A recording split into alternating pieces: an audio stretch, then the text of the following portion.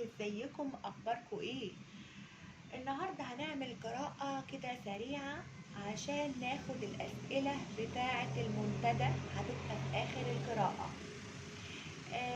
النهارده ولعت لكم بخور وبخرت لكم الكروت وعامله لكم مجموعتين. حبيبك مشاعره ايه في الطاقة الحالية دلوقتي؟ مشاعره فقط. ممكن ناخد اغنية رسالة منه بسرعة وندخل على الاسئلة، عشان في ناس كتبت لي اسئلة كتيرة.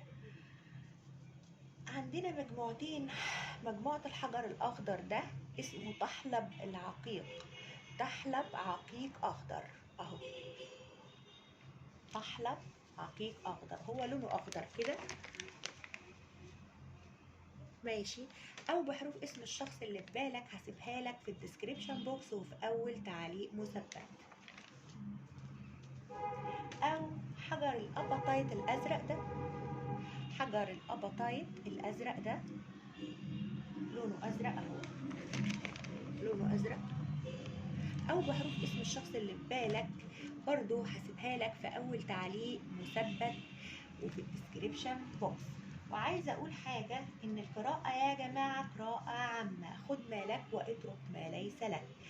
وكمان يا ريت تدعموني باللايك والشير عشان يوصل لكل الناس. وكمان يا ريت لو ما اشتركتش في القناه تشترك في القناه لو عجبك الفيديو. حاجه كمان بقى، كل ما بلاقي تعليقات وحاجات هاخدها بعين الاعتبار. هو المفروض ان انا اعمل سؤال واحد فقط لكل شخص، بس انتوا بتقعدوا تكتبوا اسئله في بعضها. فانا بقى بصراحه يعني واحده مثلا بتكرش على حد، كاتبه طب مشاعره تجاهي، طب المفروض تكتبي هل هيصارحني بمشاعره عشان هو كراش. فانا ساعات باخد السؤال ده كمان في عين الاعتبار، يعني انا بحط لها سؤال زياده عن اللي هي قالته. طيب النهارده هنعمل المجموعتين دول، يلا نبدا ونقول بسم الله. ناخد المجموعه اللي اختار، طبعا معاكم 5 دقايق تختاروا اهو، انتوا كده شايفين كويس. حجر العقيق الاخضر، او حجر الاباطايت الازرق، او حروف اسم الشخص اللي في بالك هسيبها لك في الديسكريبشن بوكس. يلا نبدا ونقول بسم الله. تعالوا بقى، هلو اللي اختار الحجر ده العقيق الاخضر او بحروف اسم شخص اللي في باله اهو، حروف اهي ماشي. تعالوا نشوف مشاعره ايه في الطاقة الحالية تجاهك في الوقت الحالي. بسم الله الرحمن الرحيم. هناخد طاقتك الاول يا اللي بتسمعني عشان تعرف ان القراءة دي ليك او مش ليك. ولو هي مش ليك القراءة ما تحاولش تاخدها بالعافية عليك، يعني خد ما لك واترك ما ليس لك. لكن كارت الطاقة ده هو اللي بيقول لك القراءة دي هي بتاعتك ولا لا. وحاجة كمان عايزة اقول لك، استنى انا ماسكاها غلط، اوكي طيب. ذا ماجيشن اوكي. هقول لك، عايزه اقول لك حاجه كمان يا صديقي، ان انت لو الكارت الطاقه ده ما انطبقش عليه، حاول تشوف مجموعه اخرى بالحجر. او يعني حتى لو هو حروفه هنا والحجر هناك شدك اكتر فتاخده، يبقى القراءة هناك هي اللي ليه، فاهمني؟ او تاخد عند اي حد تاني من عمالقة الطارو. انا نفسي بتابعهم، عبد الرحمن ثروت يا جماعة. عبد الرحمن ثروت بيعمل تهجير عقل باطن وبيعمل دايما مشاعره تجاهك. والدكتورة اماني نايت اول ودينا فريسول واصوات الطبيعة، كل دول عمالقة الطارو وانا متابعاهم، يعني انا نفسي بحبهم. فما تتقيدش على القراءة هنا، خد كمان يعني وسع مداركك، يعني الطاقة مش هنا، خدها بعنوان تاني عند أي حد تاني، فاهمني؟ وهند كرافت وهمسة، كل دول عمالقة الطارو يا جماعة بقالهم سنين. أنا أي حد تاني غير دول بقى أنا سوري يعني. وواحد الشفاء طبعا جيبسي سول، عشان ما كنش نسيت حد. وفي ناس تانية كتير بس دول هم العمالقة: موسى، عبد الرحمن ثروت، نايت أول، دكتور أماني، دينا فريسول، أصوات الطبيعة، كل دول عمالقة الطار. فما تتقيدش عندي في الفيديو. انت طاقتك يا عسل بقى يا اللي بتسمعني، انت حد متعدد المواهب، واو، وعينك التالتة مفتوحة. ما شاء الله ممكن يكون بيجي لك إرشاد، إلهام إلهي، حاجات في الأحلام، ممكن تكون بتحلم كتير بالشخص ده، ممكن يكون بتشوف إرشادات وبتشوف علامات، ممكن كده. لانك انت كارت الساحر، لما تطلع لي كارت الساحر يبقى انت عندك كل العناصر اللي موجوده في الانسان، اللي هي العناصر الاربعه، اللي هي بقى البنتيكل والسورد والكابس والوند. يعني ايه؟ يعني انت شخص متوازن بين عقلك وروحك وقلبك وجسمك، كل حاجه فيك متوازنه. حاجة كمان، انت عينك التالتة مفتوحة وانت حاسس يا صديقي انك انت في تواصل روحي مع حد اللي انت حطيت ممكن نيتك عليه. كمان انت حد ممكن تكون معروف في مجالك او معروف في محيطك، او انت شاطر في شغلك، يقولك الواد ده واو عبقري يعني نبغة، الولد ده متعدد المواهب، الواد ده مثلا واو ده عامل زي الايه، قرد كده، يعني مش قرد يعني شكله وحش، لا قرد يعني ها بيتشقلب كده ويعمل حركات، يعني بتعرف تصنع كل حاجة ودقيق جدا في شغلك. استنى هشوف كمل بقية الطاقة بتاعتك من هنا. انا فرنطاهم بس انا هفرنط تاني وهحاول ان انا امسكها صح، عشان ساعات بتطلع مقلوبة وما بحبش اخدها مقلوبة. استنى عشان ما اشوفش الكروت، لما بشوف الكروت بكذبها بعينيا، فايه بتطلع نفس الكارت اللي شفته. فانا الكروت ليكوا انتوا والواجهه دي ليا انا، عشان ايه ما اشوفش الكروت وانا باخدها.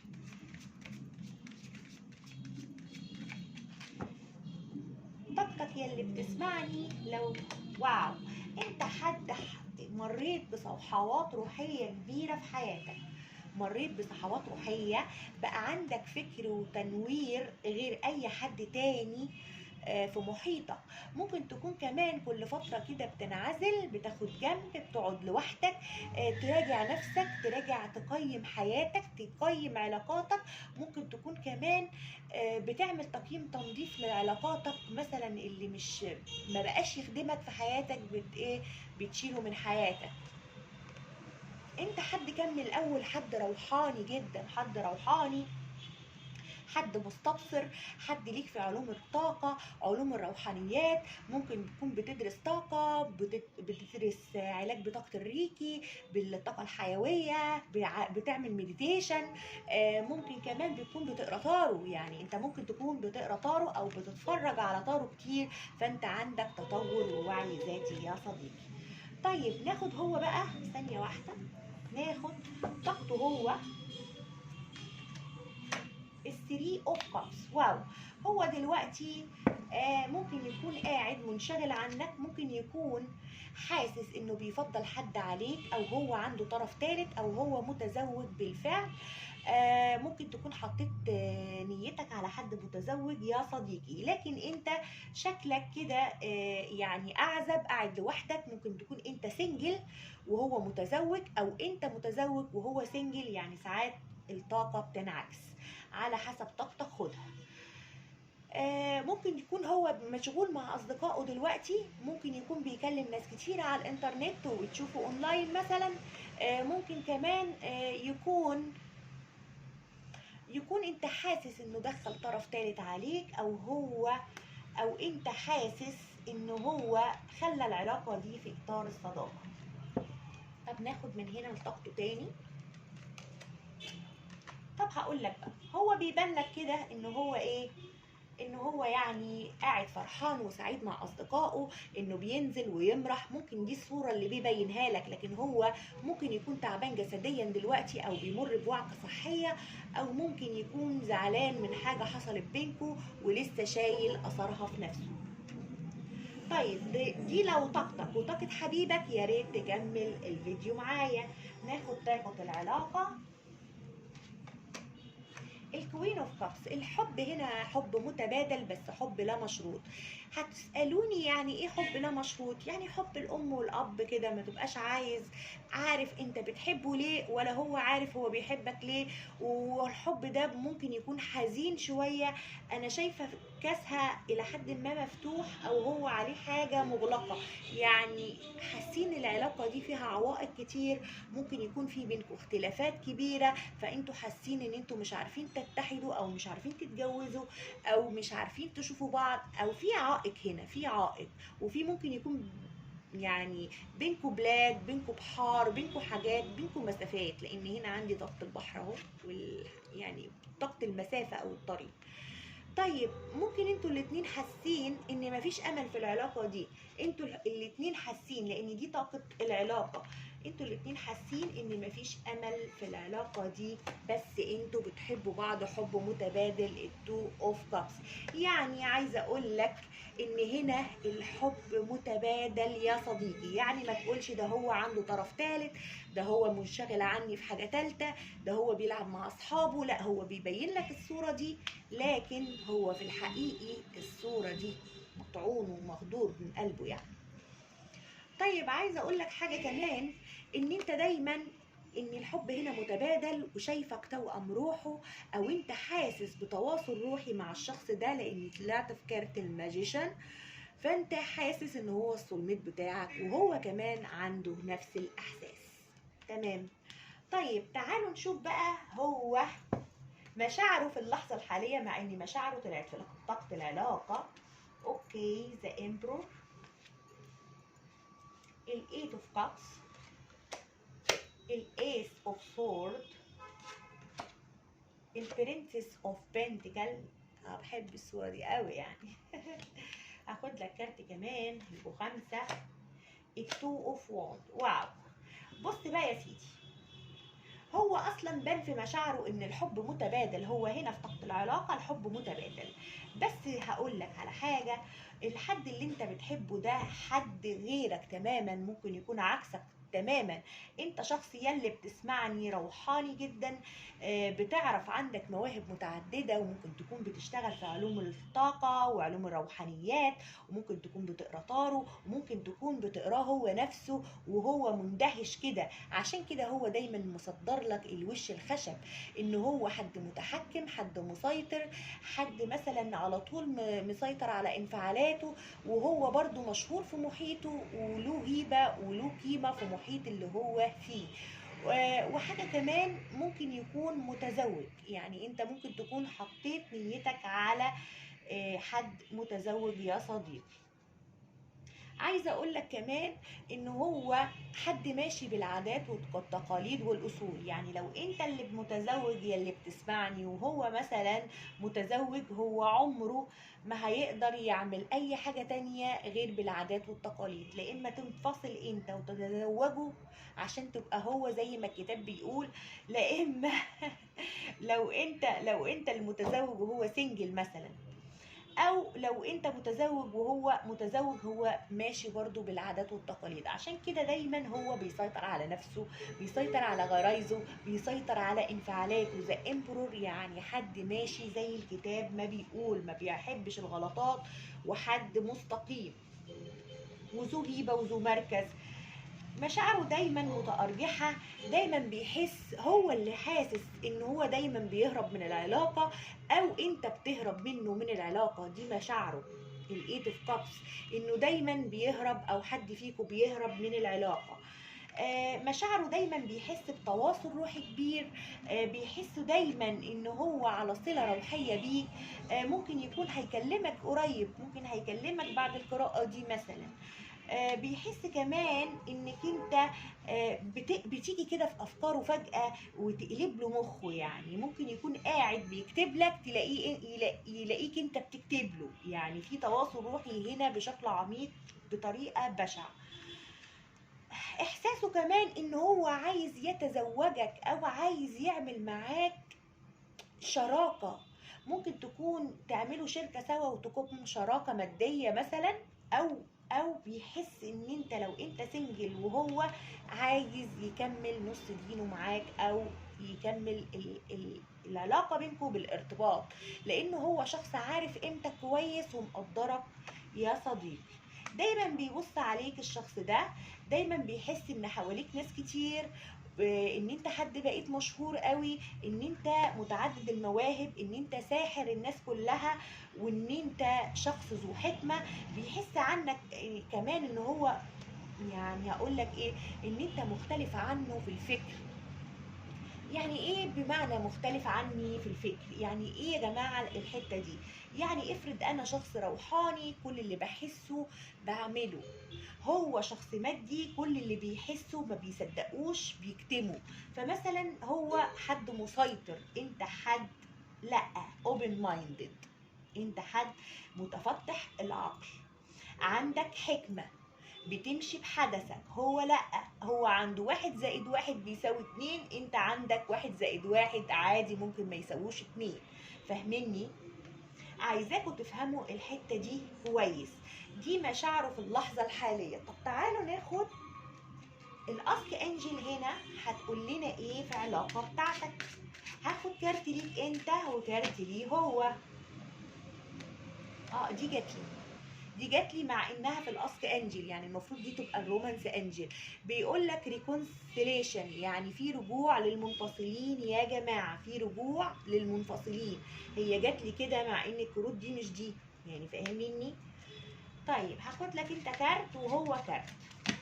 احنا كده كده كنا هناخد رومانس انجل، بس بيقول لك في حاجه احسن، يعني there is something better، يعني في حاجة أحسن.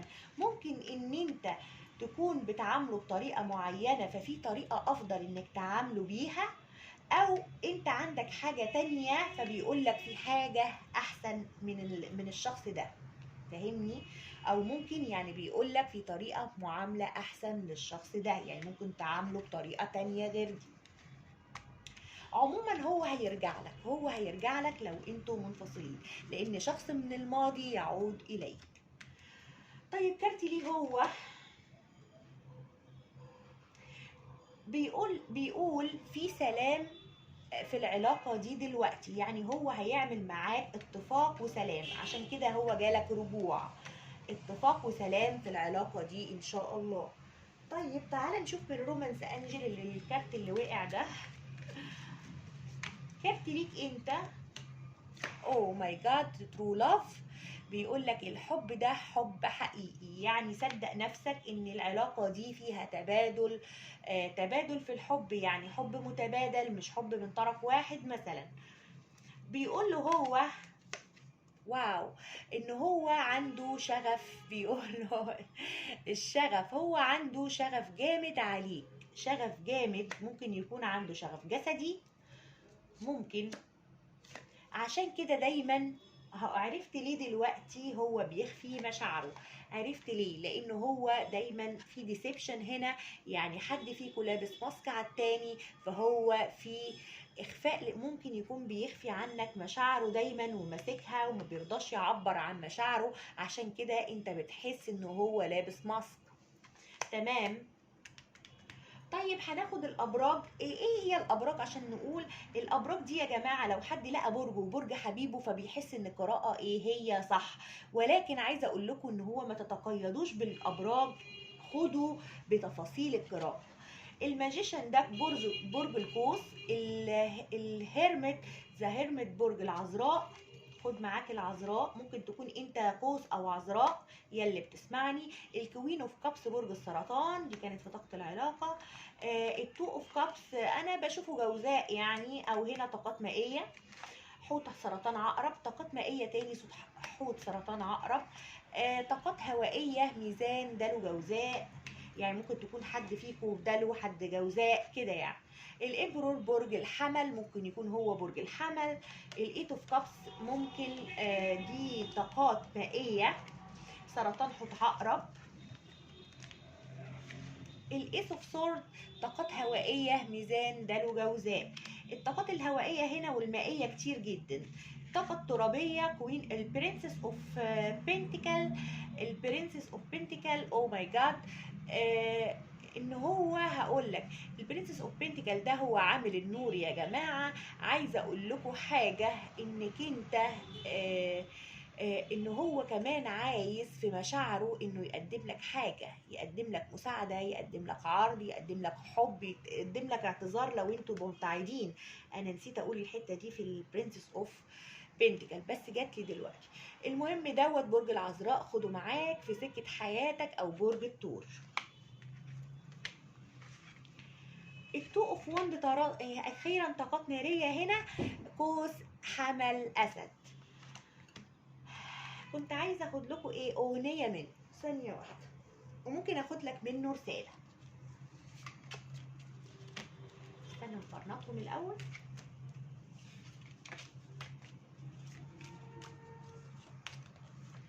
خلاص مشيت بعد ما ارتاحت روحي ليك وعرفت طعم الدنيا بيك. دواء الجسار يا جماعه، خلاص مشيت عشان تبقوا تسمعوها. مشيت خلاص وما قلتليش انا اعمل ايه، تنساني ليه بالله عليك وانا قلبي حياته وروحي فيه. يا سلام، وازاي يجيله حبيبي نوم وانا مش لاقيه. الظاهر كده ان انت ركزت كل تركيزك على نفسك وقررت ان انت تنعزل عنه، فهو حس باشتياق، بفقد. على فكرة يا جماعة عايزة اقول لكم حاجة، ان العلاقة دي مش مقطوعة، يعني ممكن تكونوا اصلا بتكلموا بعض دلوقتي، او بتكلموا بعض على فترات، او بتكلموا بعض كل ما الامور تسمح. استنى اخد لك كمان رسائل منه، ثانية واحدة اخد لك رسائل منه عشان بحبكم جدا والله. بيقول لك واصل حياتك لانني لا اعرف حقا متى اكون مستعدا لاجلك. يعني ركز على نفسك يا اللي بتسمعني، وهو هيجيلك بعد ما تركز على نفسك. للمنفصلين هنا بيقول الوقت لم يكن في صالحنا، يعني احنا ما كانش الوقت في صالحنا عشان كده انفصلنا. بيقول لك لم اشعر بحب عميق كهذا، يعني هو بيحبك مش ما بيحبكش، بس هو دايما بيخبي مشاعره، عشان كده ممكن يكون بيهرب منك، بيختفي احيانا، وانت يعني بقيت بتعمل زيه دلوقتي وبتحاول ترد له اللي هو كان بيعمله فيه. نلم بقى الكوتشينه كده ونقول انا كده اتلخبطت جدا.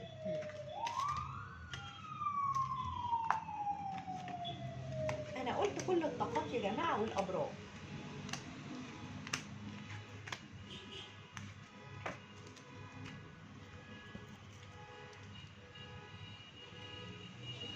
اروح احط الكات غلط. طيب هلو، اللي اختار حجر الاباطايت ده الازرق او بحروف اسم الشخص اللي في باله الحروف دي، وهسيبها لكم في الديسكريبشن بوكس وفي اول تعليق مثبت. بنسى اقول لو عجبك الفيديو يا ريت تعمل لي لايك او تشترك في القناه وتفعل زر الجرس عشان يجيلك مني كل جديد. هناخد طاقتك يا اللي بتسمعني، وزي ما قلت للقراءة الأولى، كارت الطاقة هو اللي بيحدد لك القراءة دي ليك أو مش ليك. فما تحاولش لو كارت الطاقة مش منطبق عليك يا صديقي إن أنت تاخده على نفسك، يعني تاخده على نفسك بالعافية. قلت تاني في المجموعة الأولى إن عندكم ملوك الطاقة كلها، يعني ملوك الطارو كلهم موجودين على اليوتيوب، بيعملوا على طول تهكير عقل الباطن ومشاعر الحبيب ومشاعره في اللحظة دي، وكلهم عمالقة الطارو. أنا نفسي بتفرج عليهم وبتابعهم، من أشهرهم عبد الرحمن ثروت ونايت أول. انت يلي بتسمعني التين اوف بنتيكل، واو، انت حد دلوقتي مستقر جدا ماديا، ممكن يكون ربنا كرمك في حاجة، او ممكن تكون مركز على حياتك العملية، مركز في حياتك العملية وطالع لوحدك. يعني دي التين اوف بنتيكل. بص شايف دي التين اوف بنتيكل، يعني المفروض يبقى معاك شريك عاطفي، لان التين البنتيكل بتبقى عيله كده كلها اولاد وزوج وزوجه وكده. لكن شكلك يا صاحب القراءه، لا اما انت حد سنجل وبتركز على حياتك الماديه، لا اما انت مرتبط بس دايما بتحس نفسك اعزب او لوحدك. ماشي، لو دي طقطق كمل معايا القراءه. بسم الله الرحمن الرحيم. وقعت لي كارت الفور اوف وان. ايوه، ممكن تكون دلوقتي مركز في بيتك او في اسرتك لو انت حد متزوج، لكن برضو بتحس بالوحدة، بتحس بالفراغ. ممكن تكون كمان بتحس بالامان مع الشخص ده، وتحس ان انت بترتاح جدا معاه في الكلام، لان ده كارت البيت. طلع لي كارت كمان، او ماي جاد، الكوين اوف ووند. واو، هاخد بس ده. الكوين اوف ووند بتقول لي هنا ان انت حد بقيت حاسس بقيمة نفسك جدا، ما بقيتش بترضى بأقل مما تستحق. وبتقول لي كمان الكوين اوف ووند اللي انت ممكن تكون قررت تدي ظهرك للعالم مش للحبيب بس. يعني انت قررت ان انت تعزز نفسك. اهي اتقلبت لي توسطه، بالله عليك قلبت لي تاني. من كتر المخاوف اللي عندك والجروح اللي مريت بيها او كده، انت قررت ان انت تغير نفسك خالص وتبقى عندك ثقة كبيرة في روحك. اخد لك كارت كمان عشان اكمل طاقتك. لو دي طاقتك، واو، لو دي طاقتك كمل معايا الفيديو. بص بقى يا سيدي، انت كنت حد معطاء جدا، كنت حد كريم جدا مع الشخص ده، ولكن انت نويت تقفل حنفية العطاء اللي انت فاتحها. ممكن تكون نويت تقفل حنفية العطاء اللي انت فاتحها على نفس على الحبيب ده، او تقفل حنفية العطاء على ناس تانية حواليك والمحيط كله. يعني بحيث ان انت تحافظ على فلوسك، تحافظ على مشاعرك، تحافظ على كل حاجة عندك. ماسك كده البنتكل وقاعد ايه، خايف تدي وتشارك باللي عندك. وده دليل على انك مريت بجروح كتيرة. يلي بتسمعني، خليتك تخاف قوي على طاقتك، انك تهدرها مع مين او تهدرها مع فين، او تصرف حتى فلوسك على ايه. انت حريص جدا دلوقتي يا صديقي، عشان ده كارت البخيل. البخيل. وانا مش عارفه انا بفرنط ده ليه، بس انا بفرنطه عشان احضره للرومانس انجل. تعالى بقى نشوف ايه هو. انا بقول لما بضحك بنسى وبتوه. تعالى نشوف طاقته هو اللي حطيت نيتك عليه، حبيبك ده طاقته ايه دلوقتي في الطاقة الحالية. ومن برضو من خلال طاقته وطاقتك وطاقة العلاقة هتقول القراءة دي ليك أو لا. واو، 3 اوف سورد. الراجل أو الست ده حاسس إنه مطعون، حاسس إنه مخدور بيه، حاسس إن أنت ممكن تكون بتحب حد تاني أو فضلت حد تاني عليه. 3 اوف سورد. حاسس كمان انك انت ما بقيتش واخد بالك منه، وبقيت عندك حاجة تانية، او هو عنده طرف تالت، او هو حاسس انه هو دخل طرف عليك وكسر لك قلبك. يعني لا كده لا كده، يعني خد ده في سكة حياتك. واو، الايس اوف ووند. واو، بص بقى يا سيدي، العلاقة دي فيها برضو تواصل روحي كبير. العلاقة دي انتوا الاتنين بتولعوا الشغف لبعض. انت بتحس بترتاح معاه بالامان، وبتحس باحساس البيت، وهو كذلك بتحس كده، بيحس ان انت دخلت له الشغف في حياته، دخلت له الفرحة، دخلت له حاجة كده جديدة سعيدة. عايزه اشوف برضو الكارت لطاقته هو قبل ما اكمل طاقة العلاقة. واو، هو دلوقتي مسيطر على نفسه. ليه؟ مش عايز يبين لك ان هو مجروح منك في حاجة، او يتأسف على حاجة عملها فيك او جرحك بيها. يعني هو ماسك نفسه دلوقتي، ولكن حاسس ان علاقتك بيه علاقة لا نهائية وعلاقة ابدية. ماشي، والعلاقة دي جت علمتكوا انتوا الاتنين دروس، لان هنا طاقة الاسترنس القوة. يعني علاقة ممكن تكون كرمية، علمتكوا حاجة، علمتكوا ازاي تسيطروا على انفسكوا، علمتكوا كمان الثقة بالنفس. حاسس مشاعره كمان تجاهك دلوقتي انك انت روضته، ان انت هذبته، طلعت احسن ما فيه. طيب هشوف كده حاجه لطاقه العلاقه. واو، العلاقه دي ممكن تكونوا بتكلموا بعض على السوشيال ميديا، او في بينكم بعد ومسافات كبيره، او انت دايما حاسس انه مختلف عنك في التفكير وفي الفكر وفي كل حاجه، او انت يا صديقي دايما بتتلصص عليه، او هو كمان بيتلصص عليك، لانها في طاقه العلاقه. هنا عندي طاقات ناس، ممكن تكون انت متزوج بس انت شاعر نفسك وحيد، يعني انت متزوج بالفعل وعندك شريك غير الشخص ده، او انت حطيت الزوج في دماغك. ممكن تكون عندي برضو انت متزوج وحطيت الزوج في دماغك. آه طيب، ايه بقى مشاعره في الوقت الحالي؟ هاخد منه خمس كروت اشوف مشاعره في الوقت يا من غير ما تبعتر لي الكوتشينه. الكينج اوف ووند، واو. طيب هاخدها. على فكرة انت اتقلبت لي الكوين اوف ووند وهو مشاعره الكينج اوف ووند، يعني هو بيحس ان انت النص التاني بتاعه او نصه اللي بتكمله. البرنسس اوف سورد، واو. مشاعره. البرنسس اوف ووند، واو برضو. او ماي جاد، ذا هينجد مان. ثانية واحدة. الفايف اوف ووند، واو واو واو واو واو. بص بقى، هقول لك مشاعره ايه فيها ايه دلوقتي. هو انا ما شفتش هو بيحبك ولا لا، ما طلعليش ولا قبس، بس هو اللي انا عارفاه ان هو متعلق فيك وحاسس ان انت مختلف عنه في كل حاجه. بيحس معاك ان انت بتشوف الامور بوجهه نظر تانية. بيحس كمان ان هو يعني شايف نفسه شويه، حاسس ان هو مش عايز يعبر لك، عايز يعمل نفسه عنده كبرياء شويه. يعني هو ده شخص عنده ايجو شويه ومتكبر انه يعترف بمشاعره بسهوله. بس انا هشوف لك انت بقى عشان ايه. برنسس اوف سورد ممكن تكون بيخاف منك لا تقول له كلام يجرحه، او بيخاف منك لا توقع كلام كده على دماغه مش محسوب، او هو ساعات بيقول لك كلام بتتضايق انت منه. آه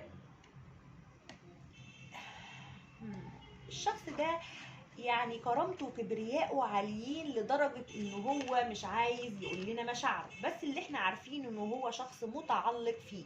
وممكن يكون متزوج يلي بتسمعني، او حاسس ان انت متزوج، حاسس ان بينكم في اختلافات كبيرة، او انتوا بتتخانقوا كتير، او في مشاحنات دايما، او بيحس دايما ان في ناس كتير حواليك بيتخانقوا عليك.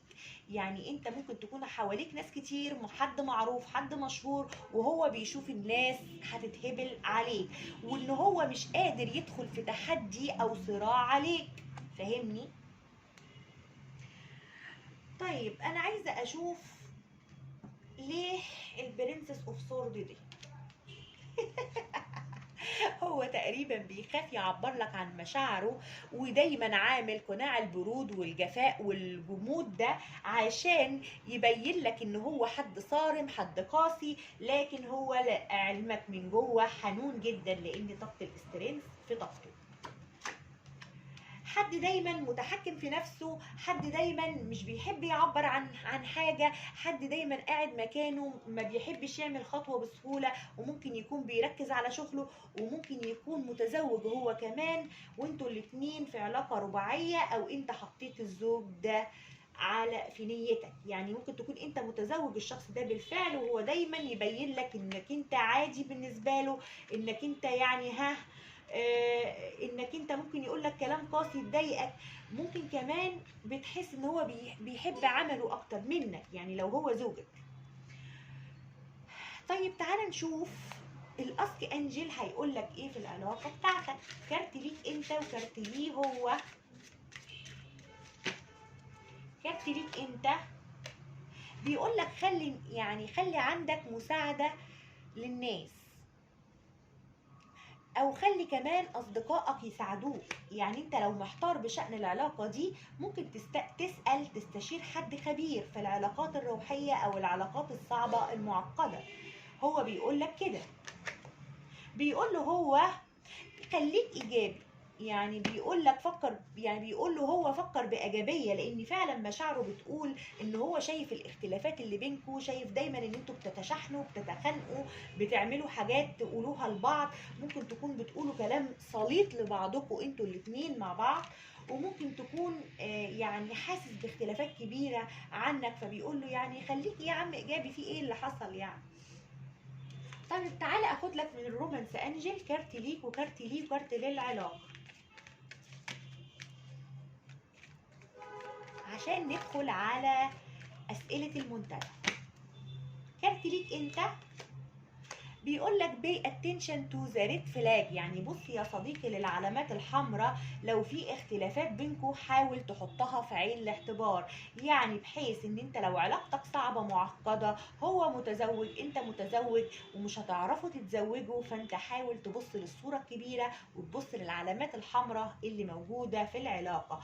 بيقول له هو heart to heart conversation، يعني محادثة من القلب للقلب، يعني المفروض ان هو يقعد كده معاك، تقعدوا تتفقوا ويقول لك كلام من القلب للقلب وما يرجعش تاني يغيره، لانه شكله بيغير كلامه كل فترة.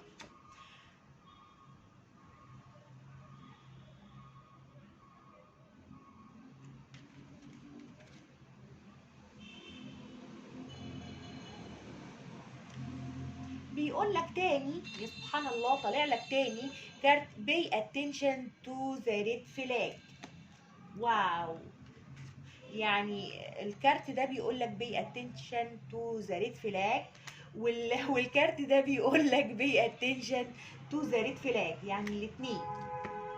حاجة غريبة جدا أول مرة أخد بالي منها، إن الكروت دي فيها كارتين زي بعض، بس ده مش شكل ده. أوكي، سبحان الله يعني. أوكي طيب، عايزين نعمل إيه تاني دلوقتي؟ ناخد لك رسالة منه أغنية. أوكي، يا ترى الشخص ده عايز يقول لك ايه في الوقت الحالي من غير ما يوقعنا في حاجه؟ اريدك اكتر من اي شيء في العالم. هو شكله كده زعلان منك، او انتوا زعلانين من بعض دلوقتي، او قاطعين مع بعض، او مش عايزين تكلموا بعض، فبيقول لك والله انا اريدك اكتر من اي شيء في العالم.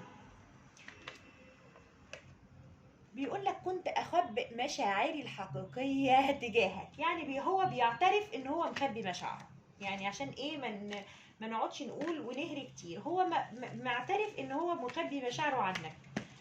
طيب تعال نشوف لك اغنيه منه، شوف هيقول لك ايه.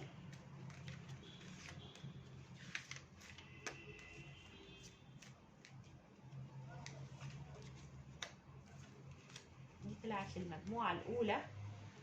بيقول لك حاسس بخوف عمال يبعد قلبي عنك، معرفش ليه ما بقتش حاسس حاجه منك. هو حاسس كده برضو ان انت بقيت بتقول له كلام جارح، وبيخاف منك وبيخاف من مواجهتك.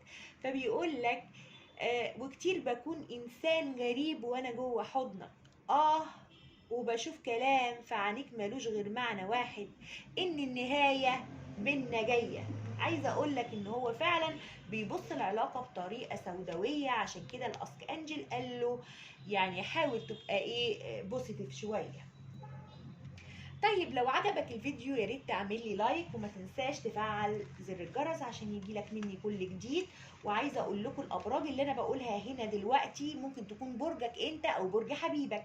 التين اوف بنتكل دي عندك هنا خد طاقات ترابيه، ثور عذراء جدي، ممكن انت تكون احد الابراج الترابيه او احد الابراج المائيه، قوس حمل اسد، او ممكن تكون برج الميزان يلي بتسمعني كينج اوف سور، او برج الدلو، ممكن تكون برج الجدي، او هو ممكن كمان تكون جوزاء، ممكن تكون كمان اسد، معك طاقة الاسد هنا كمان. ممكن عندك هنا كمان ابراج هوائية ميزان دلو جوزاء، وابراج نارية قوس حمل اسد. خد معاك كمان ابراج ترابية عذراء جدي ثور. خد معاك كمان برج الاسد او القوس. ممكن كمان خد معاك برج الجوزاء تاني، خد معاك برج الحوت وابراج ناريه تاني، قوس حمل اسد. هلم الكوتشينه بسرعه عشان اخد اسئله الناس اللي عندي على المنتدى.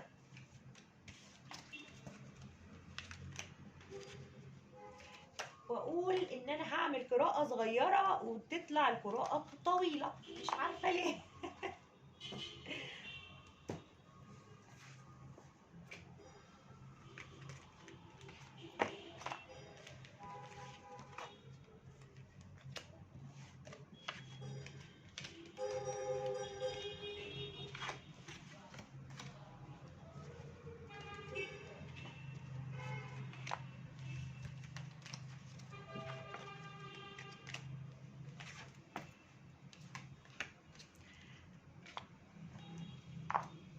هلو بقى يا الناس اللي بعتتلي على المنتدى.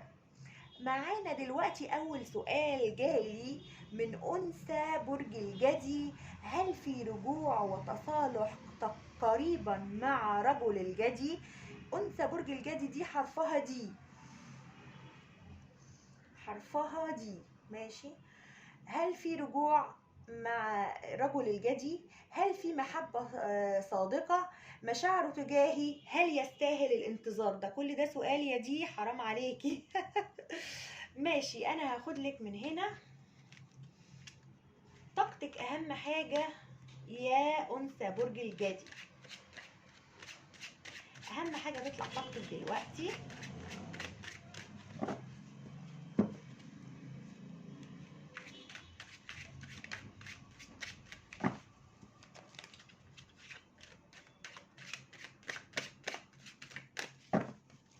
طاقتك يلي بتسمعيني برنسس اوف وون، برنس اوف وون.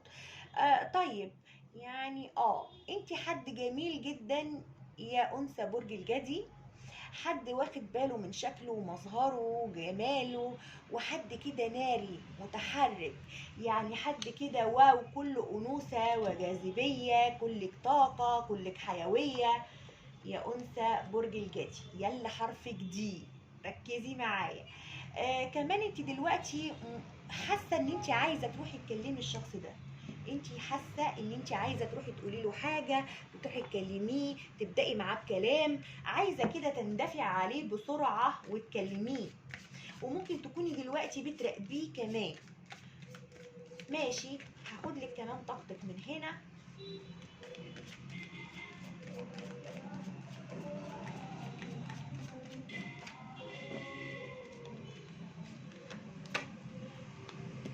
بس انت بتحاولي تعملي توازن، انت كنتي كريمة جدا في العلاقة دي، ممكن تكوني حسيتي ان انت اديتي كتير فيها، وان ما كانش الاول فيه عدل او عطاء، او يعني عدل في العلاقة بين الاخذ والعطاء، انت حاسة كده. بس انت دلوقتي عايزة يعني يبقى الاخد على قد العطا، ممكن تكوني عايزه تندفعي تكلميه، ولكن بتوقفك ان انت عايزه تبقي متوازنه بين الاخد والعطا، يعني انت مش هتعملي خطوه الا لما هو يعمل خطوه، مش هتبعتي حاجه الا لما هو يعمل حاجه. هي دي طاقتك دلوقتي. طيب، انت سؤالك: هل في محبه صادقه من تجاهه ومشاعره تجاهك، صح كده؟ يعني هل في محبة صادقة ومشاعره تجاهك هما نفس الاتنين واحد؟ هو مشاعره ايه دلوقتي ناحيتك؟ عشان انا اسأل سؤال، عشان الطارو ما بيعرفش غير سؤال كده مختصر. مشاعره ايه ناحيتك رجل الجدي دلوقتي يا انثى الجدي؟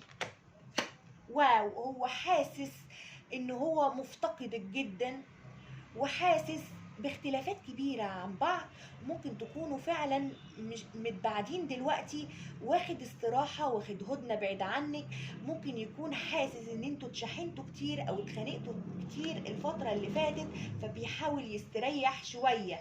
هو هنا في الكوزميك تارو غير اي كارت تاني، الكارت الاستراحة كان الفور اوف سورد، ده الفايف، بس ده برضو واحد اهو شايفاه قاعد مرتاح دلوقتي، ممكن يكون مبتعد عنك دلوقتي، وممكن يكون مختفي كمان عنك، وحاسس منك بتواصل روحي كبير.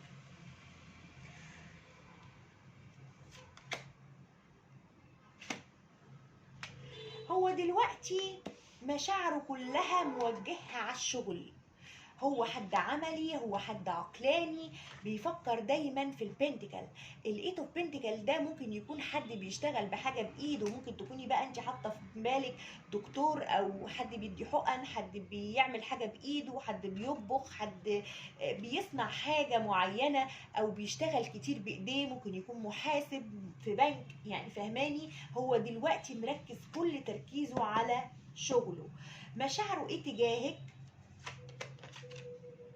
واو، ذا امبرس. مشاعره تجاهك ذا امبرس معناها ان هو مش عايز، يعني هو شايفك ست حلوة قوي وانت جذباه جدا جدا، ولكن هو مش عايز يعمل اي خطوة، قاعد كده في طاقة الامبرس. حاسس كمان تجاهك ان انت الخير، الوفرة، الحب، انك انت كنت كريمة جدا في العلاقة دي معاه، ان انت حد معطاء، حد كريم، حد سامحتيه كتير، حد بتحسسيه دايما بحنان الام، حد واو يعني حنون فوق الوصف. حاسس ان انت برضو الامبرس ممكن انت تكوني حطيتي في بالك حد متزوج، او انت متزوجة وحطيتي حد غير الزوج، انا مش عارفة، بس انت مش كاتبالي اي توضيح غير الاسئلة. بس دي طلعت لك طاقه الامبرس. برضو حاسس ان انت حتى لو انت سنجل، حد جميل جدا، واو معجب بيكي بشغف جسدي، واو انت من اول طاقتك وانا حاسه بالطاقه دي ان هو منجذب لك جدا. هو بيحاول دلوقتي بمشاعره انه يترنح كده، شايفه الراجل اللي بيمشي رجل برجل ده معناها ان هو انتي وحد تاني، انتي وحاجه تانية. ممكن يكوني انتي حطيتي فعلا بالفعل حد متزوج في دماغك، او هو لو سنجل وانتي عارفه انه سنجل. دايما بيوازن بينك وبين عمله بيركز عليه كتير، فمش عارف يعمل لك حاجه، او عايز يقعد دلوقتي يركز على شغله، حاجه كده. برضو ما قلناش مشاعر. هل في محبة طيب صادقة؟ انت قلتي طب نغير السؤال بدل كلمة مشاعر، وهل في محبة صادقة؟ ذا لافر بيحبك جدا، بيحبك جدا يا أنثى برج الجدي، يلي حرفك دي عشان انا كاتبه الحاجات دي. ذا لافر يعني بيحبك جدا، واو شايفك انت الحد اللي بيكمله، انت حبيبته، انت يعني هو بيعشقك. اللافر ده العشاق يا جماعه. ماشي. كمان مفتقد حاجات معاكي حلوه حصلت، يعني هو مفتقد الحميميه، الكلام، التواصل الحميمي، حاجه كده. بس عايزه اقول لك برضو ان ذا لافر ده معناها ان في حاجه تالته بينكم، او في عائق كبير بينكم. شوفي بقى العائق ده ايه. ممكن يكون العائق ده شغله، او جواز حد فيكم، او كده يعني او بعد في المسافه كمان، فهماني؟ بعد في المسافه كمان.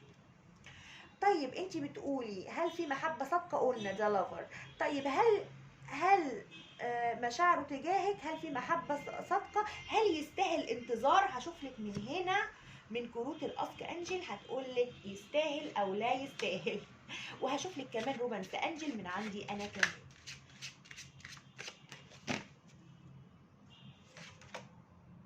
واو، بصي، رومانس يعني العلاقه دي رومانسيه وتستحق الانتظار. هاخد لك كارت كمان. ياه، ده طلع لي هنا. طب صدقي بقى، ده طلع لي هنا كذا كارت، بس انا مش هاخدهم. انا هشوف لك كمان من رومانس انجل دلوقتي، بس انا مش هاخدهم دول. ماشي، هشوف لك كمان من الاسك انجل حاجه كمان، اشوف هيقول لك ايه. استني اشوف الكارت اللي ايه. لا من غير ما نوقع القراءه ولا نبعتر الدنيا يا حبيبه قلبي. استني بقى. بيقول لك تيك اكشن، بس انا مش برجح ان انت تعملي تيك اكشن، يعني فاهمه. استنى اشوف لك حاجه كمان. بيقول لك اتس اب تو يو. احنا قلنا سؤالنا ايه؟ هل العلاقه دي تستحق الانتظار؟ هو قال لك في الاول جاوبك الملائكه بتقول لك رومانس، ها، يعني العلاقه دي علاقه رومانسيه، وبعدين جه قال لك الامر متروك لك، اتس اب تو يو، يعني انت حره في ايه، في اختياراتك. انا قلت لك انه بيحبك، وانه دايما الشغل بيفصله عنك، فانت بقى الامر متروك ليكي في النهايه، اتس اب تو يو. طيب تعالى اشوف لك هنا من رومانس انجل من غير ما نوقع الكروت. عنده شغف جسدي، واو عليكي، يعني انت وحشاه جسديا جدا فوق ما تتخيلي، او مفتقد الحميميه، الكلام الحلو اللي كنتوا بتقولوه لبعض كده، يعني فهماني. يعني خدي قراءه في سكه حياتك عشان لو مفيش علاقه جسديه. بيقولك تراست، يعني حاولي تثقي اكتر في العلاقة دي. ممكن تكوني انتي بتشكي دايما انه عنده حاجة تانية، ممكن تكوني كده، او انت شاكه ان عنده طرف ثالث او انه بيحب حد عليكي فبيقولك تراست. حاولي تبقي واثقه في الشريك ده. هقولك كمان واحده، جايلك ويدنج، لا اما الامر هنا بيتضمن زواج لان حد فيكم متزوج، او ان انتوا يعني هو عايز يتزوجك بالفعل، فهماني؟ خدي القراءة في سكة حياتك يا روح قلبي. طب بقى عشان ما نلخبطش ونحط كروت على كروت، عايزة اقولك بقى الامر متروك لك يا حبيبة قلبي يا حرفك دي، ماشي يا انثى برج الجدي، وسألتي على رجل الجدي. خلاص كده انا جاوبتك على كل اسئلتك. في عندي انثى الحمل مبتعدة عن رجل الجدي، حرف انثى الحمل اتش، تمام؟ ثانية واحدة، عفرنا كويس يا انثى الحمل.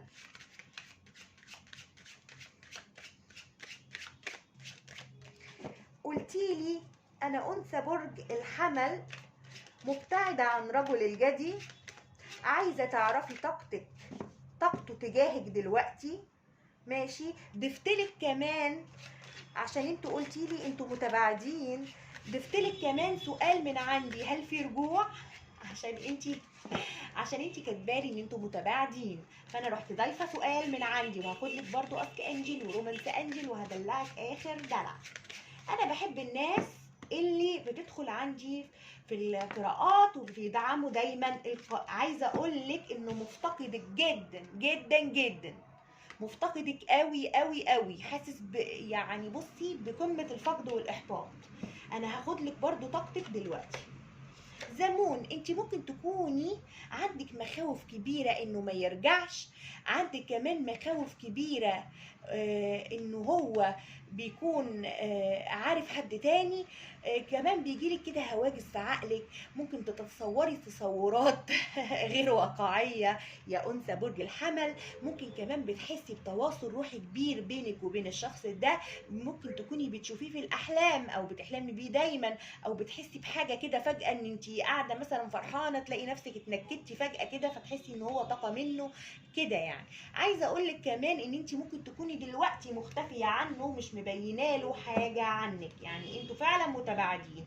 هو بقى كان رمالي كده الفايف اوف كابس، ده معناها ان في افتقاد من الطرفين، يعني انت مفتقداه وهو كمان مفتقدك.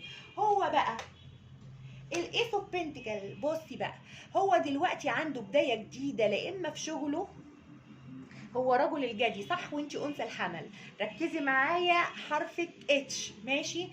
الايس اوف بنتكل هنا معناها ان هو عايز يرجع لك ممكن، وعايز يقدم لك حاجه، يقدم لك عرض، يقدم لك اعتذار لو انتوا متباعدين، وعايز يبتدي معاكي بدايه جديده يا روح قلبي.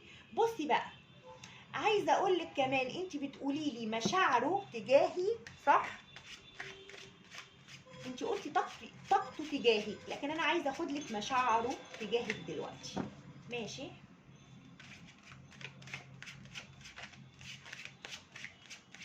افرنا بس كويس عشان ايه ما تطلعش الطاقات ايه اي كلام. مشاعره دلوقتي في الوقت الحالي تجاهك متعلق بيكي، حاسس انه معلق، حاسس انه مش عارف يعمل ايه، حاسس انه متربط، حاسس انه مش عارفه انت اللي زي ايه، ما باليد حيله، هو ده كده، يعني مش عارف يعمل ايه، يعني حرام، حاسس انه مقيد في حاجه، ممكن يكون مقيد في حاجه، ممكن يكون مقيد في زواج مثلا او في عمل او في بعد مسافه ممكن، او حاسس انه مقيد بيكي، متعلق بيكي ومش عارف يعمل ايه، لان طلعت الفايف اوف كابس في طاقته او طاقته تجاهك يعني. ده انتوا عمالين تنطوروا لي كروت، واو يعني الطاقات رهيبه. مشاعره، واو الويل اوف فورشن. بصي بقى لو هو عمل لك حاجه زعلتك منه، فهو دلوقتي بياخد الكارما بتاعته على جزاء حاجة عملها فيكي، عشان كده يشعر بالافتقاد ويشعر ان ده ذنبك انه سابك او عمل حاجة فيكي مش كويسة. وعايزة اقولك كمان ان هو حاسس انك انتي علاقة قدرية، علاقة من حياة سابقة، لانك كنت طالعالي زمون وهنا الويل اوف فورشن، معناه انه هو حاسس انه هو متربط في العلاقة دي، مهما تقعدوا تبعدوا عن بعض بترجعوا تاني، حاجة زي كده. استني ما اخد لك كارت كمان، ذا هيروفنت. واو. بس حاسس ان هنا ان ممكن يكون اختلاف في العادات والتقاليد والاصول هي دي اللي بتبعد العلاقه، وهو كمان لو هو مبتعد عنك في مشاعره الهيروفنت، يعني ممكن يكون عايز يرجع لك وعايز يقدم لك عرض رسمي، او عرض مثلا ايه، يتجوزك مثلا، لان ده كارت المأذون الشرعي. تمام. عايزه اشوف حاجه من هنا، استنى. في ناس كتيرة بتقرا طارو يا جماعة لما حد بيسألها أسئلة تقول اه نعم أو لا بس على طول، لكن أنا بقى صراحة ما بحبش كده، بحب أفصص القراءة، معرفش، حتى لو القراءات مجانية بحب أفصص قوي القراءة، قوي قوي قوي، بطريقة بشعة يعني، معرفش ليه. احنا قلنا مشاعره. اوكي، بصي يا ستي، مشاعره ان هو عايز ينطلق معاكي، عايز يبدأ معاكي بداية جديدة. على فكرة الشخص ده هيكلمك وهيكلمك بسرعة يا أنثى برج الحمل، رجل الجدي ده هيكلمك بسرعة وهيكلمك بطريقة غير متوقعة، فخلي بالك هيكلمك بطريقة غير متوقعة. هشوف لك الاسك انجل هتقول ايه في علاقتكم، وهاخد لك هل في رجوع ولا تعملي ايه. هاخد لك في الاخر هل في رجوع او لا. اسك انجل بتقول لك لازم يبقى عندك ثقة اكتر من كده، لازم يبقى عندك ثقة اكتر من كده. اوكي، حاولي تنظفي الطاقة بتاعتك، حاولي تبقي طاقتك إيجابية، طاقتك فيها شيء من الإيجابية، فيها شيء من التفاؤل عشان تسرعي الشخص ده. يعني ما تنعزليش، ما توقعيش على نفسك، ما يجيلكيش مخاوف ويجيلك أفكار سلبية. حاولي تنظفي الطاقة يا أنثى برج الحمل. هل في رجوع؟ عايزة أشوف لك في رجوع ولا إيه؟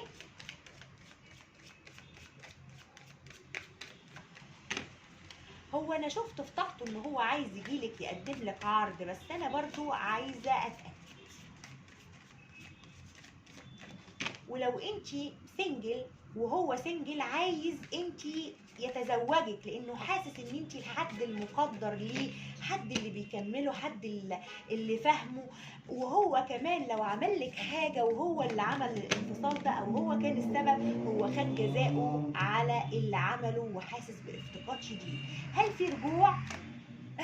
هو في كلام، هو تقريبا خايف يرجع لك، ممكن تكوني انت تقولي له كلام قاسي، هو تقريبا خايف منك.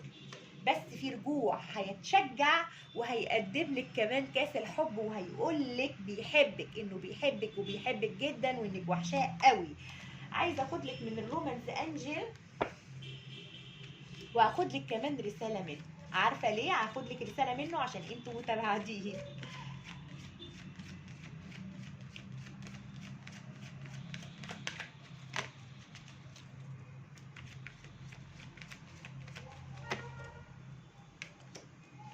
بصي، ريكونسيليشن، في رجوع ان شاء الله يا روح قلبي يا انثى الحمل. ان شاء الله رجل الجدي ده هيرجع لك في اقرب فرصه، وهيرجع لك بسرعه، ولانه خد الكارما وانه مفتقدك وكل حاجه. هقول لك بقى بيقول لك ايه، رساله، هاخد لك رساله منه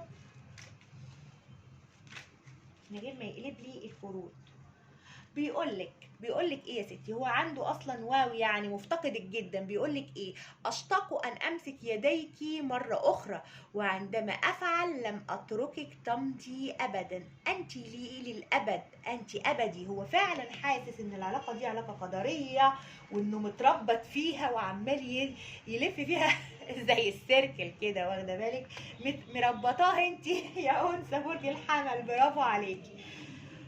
بيقولك ايه بقى كمان، خدتلك رسالة تاني، بيقولك اترك الان طرق القديمة واتخلى عن المواقف والاشخاص السامة، اريد معك حياة وبداية جديدة. مش انا قلتلك؟ عيب عليكي. يا رب تكون عجبك يا روح قلبي الفيديو. لو بقى عجبك بقى الفيديو يا ريت تقولي لي قصتكم في التعليقات يا جماعه. هقول لكم بقى كمان يعني هحاول اكرر كل ما تكتبوا لي تعليقات وكده وتشتركوا تدعموني تنشروا القراءات. هحاول ان انا اخد على طول اسئله الناس المتابعين. عندي انثى الحوت ورجل العقرب، هم كراش. انثى الحوت ورجل العقرب، ماشي. هي حرفك يا انثى الحوت دي، اوكي، او هاء يعني، دي دال يعني، دال. كنت بقول هاء ازاي اذا كان دي، مش عارفه. طب هم كراش، هل في تسريح بالحب؟ هيعترف بمشاعره؟ اوكي. هل في تسريح بالحب؟ ثانيه واحده افرق واقول لك يا انثى الحوت. هاخد لك طاقتك برضو زي اصحابك اللي كتبولي وطاقته، وهشوف الدنيا بينكم ايه، وهل هو هيعترف لك بحبه بقى كده يعني. هقول لك كل حاجه، واخد لك كمان من رومانس انجل واسك انجل ورسايل وكل اللي انت عايزاه.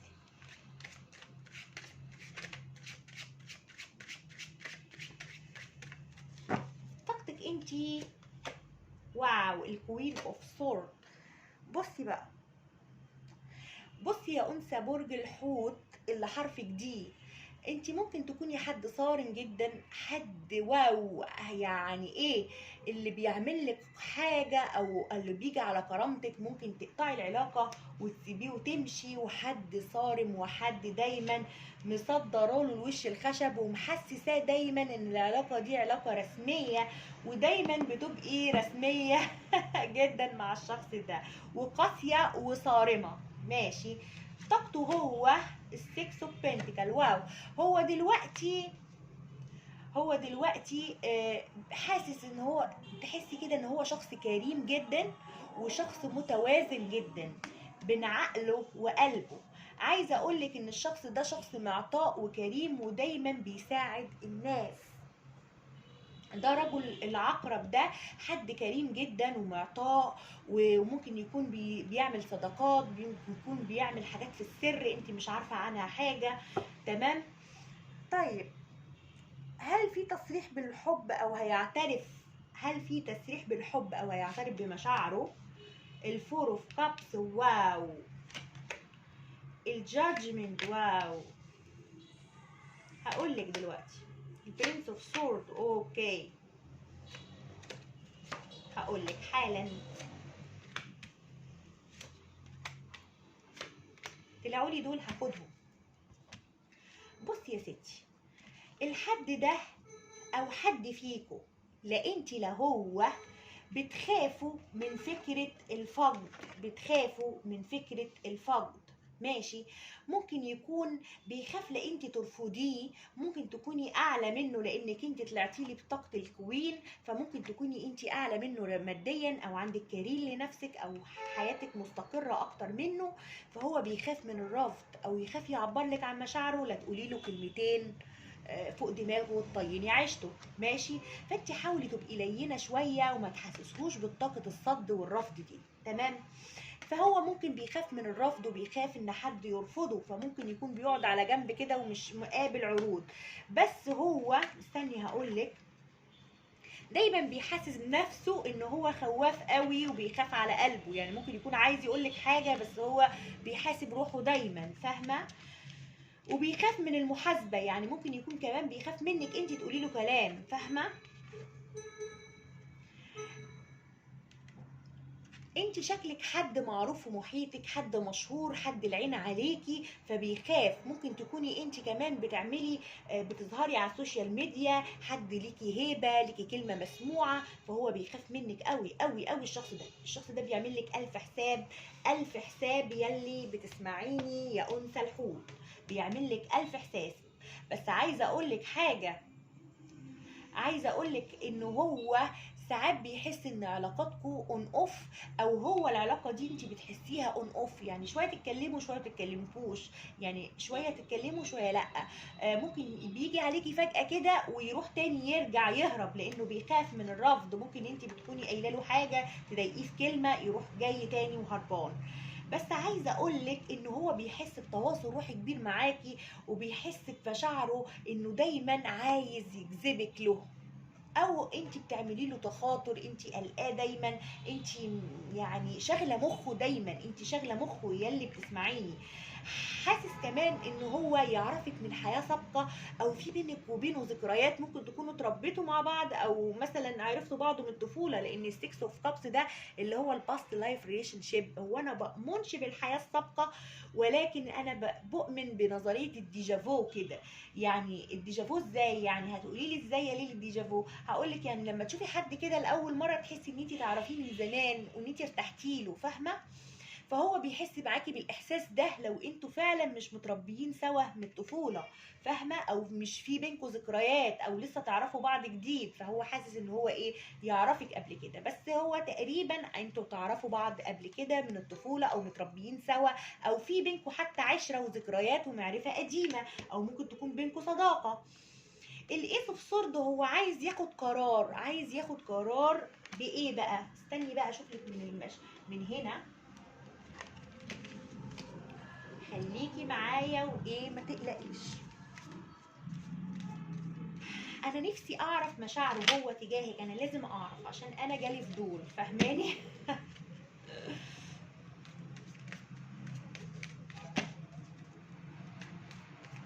هل هيعترف لك بحبه؟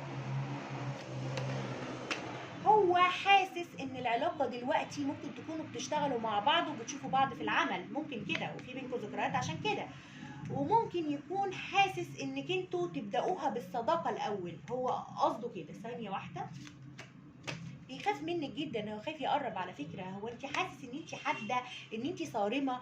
خفي الطاقه دي شويه يا انثى برج الحوت. هو حاسس ان انت عندك حاجات كتير ومميزات رهيبة، ممكن تكوني حد مميز يلي بتسمعيني، لان طلع في مشاعره الماجيشن وطلع تاني في مشاعره الماجيشن من رايدر ويت، فاهمة؟ فمعناها كده ان هو ان انت سحراه، ان انت جذباه، ان هو متلخبط، وممكن يكون هو شخص اصلا بيخاف من الحب، فاهمة؟ فانت عامله له وش في دماغه، لعباله في دماغه، فخايف، خايف منك، خايف يقرب لك، خايف لا يترفض، عنده هواجس، عنده حاجات كتير. طيب هل هيصرح لك بحبه؟ ريحنا بقى، قول لنا. هو بيحب، هو شخص عقلاني جدا، هو شخص عقلاني، ممكن يكون بيركز على حياته المادية، ممكن يكون كمان عايز لما يجي يصرح لك بالحب يبقى معاه حاجة رسمية انه يصرح لك، يعني مثلا يقول لك تعالي نتجوز على طول، فاهمة؟ ما يقولكيش انا بحبك وكده، الراجل ده مش كده، الراجل ده شخص عملي عقلاني، مش شخص رومانسي، بيفكر بتفكير عقلاني. يعني لو هو فعلا حطك في دماغه ككراش عاطفي، هيجي يقول لك، هيفضل كراش عاطفي ويخاف من الرفض وكده لحد ما يجي يوم بقى يتشجع ويقول لك ايه، تعالي نتجوز على طول، فاهمه؟ عايز هيجي يقدم لك حاجه، ممكن تكونوا بتشتغلوا فعلا مع بعض، وممكن تكوني انت بتعملي بحاجه بايديكي او هو وبيشوفك عن طريقها، وممكن كمان يكون عايز يقدم لك عرض حقيقي، بس عرض صغير، فاهمه؟ بس برضو ما قالش مشاعره. هيعبر لك عن الحب اخيرا، يعني طلعنا منه بصي باعجوبه، بس بعد فتره على فكره. طيب تعالي نشوف الاسك انجل هيقول لك ايه في حالتك.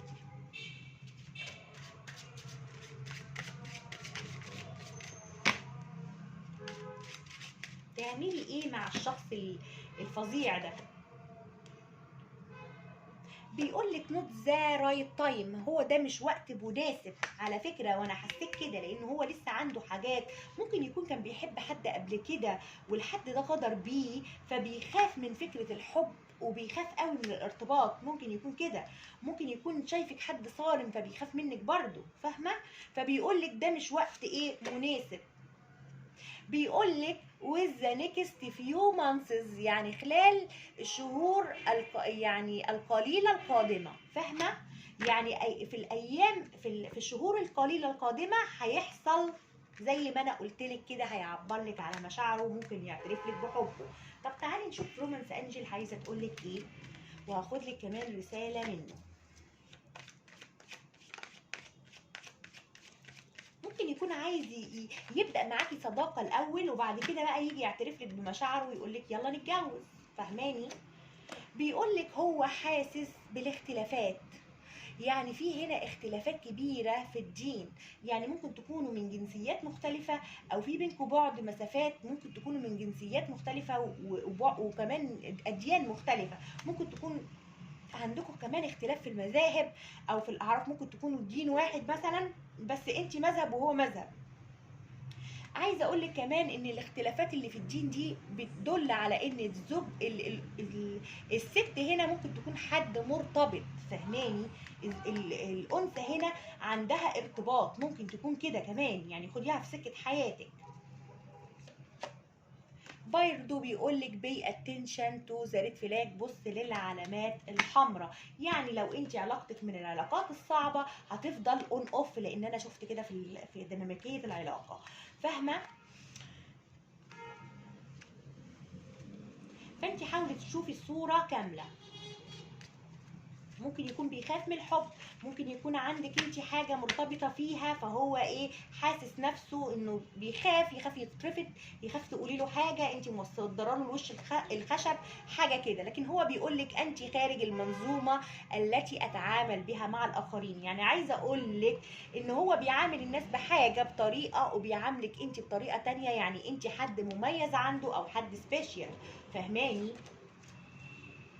بيقول لك ايه، ساقتحمك انت لي لا يهمني من الذي ستوعده. تقريبا ممكن تكوني انت بتهدديه ان انت هتعرفي حد تاني، يعني تقعدي تقولي انا هروح اقابل حد مش عارفه ايه، ممكن تكوني كده قدامه، لانه بيقولك ايه، انا ما يهمنيش، انا هقتحمك انت ليا. فاهماني؟ لا يهمني من ستوعديه.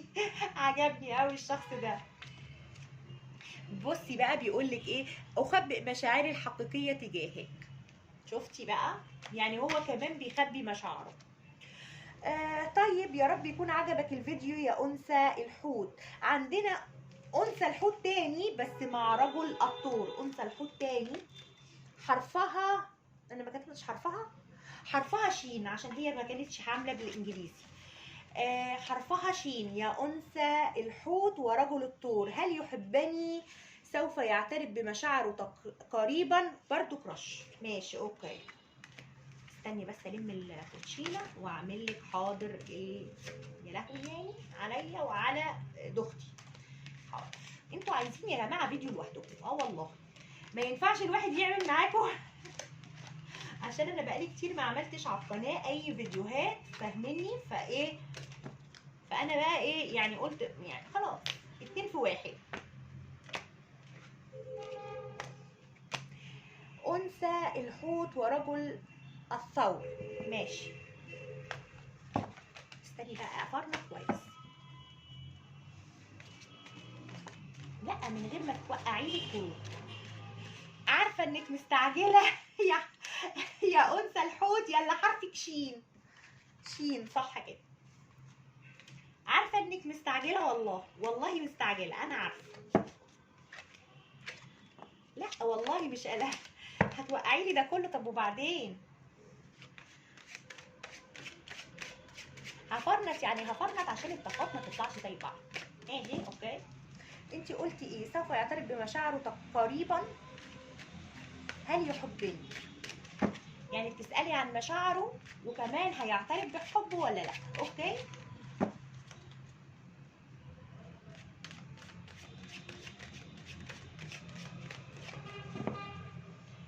انثى الحوت ورجل الثور. انت يا حبيبه قلبي 9 اوف وند. انت حد قلقان جدا وحاسه ان انت واخده حذرك من الشخص ده. ممكن تكوني مريتي بعلاقات كبيره في حياتك او فاتت في حياتك، مخلياكي خايفه، مخلياكي مش عارفه تدي الامان للشخص قدامك، او انك تعرفي عليه، او انت ليكي طريقه حب معينه لما بتقفي الحب بتدلقي، فبقيتي دلوقتي تحذري ان انت تخافي تدلقي او كده لانك انتوا كراش. صح كده؟ انت كمان خايفه انه يكون بيلعب بيكي الشخص ده، واخده منه حذرك، يعني انت خايفه منه. استني ما اشوف لك من هنا طاقتك كمان، عشان طاقتك يعني خلتني احس بالاستعجاب، لان الناين اوف وان. وممكن تكوني مريتي انتي بحاجات كتيرة تعبتك في حياتك، مخلياكي بقيتي خايفة من اي حب يقرب لك او من اي حد يعبر لك عن مشاعرك.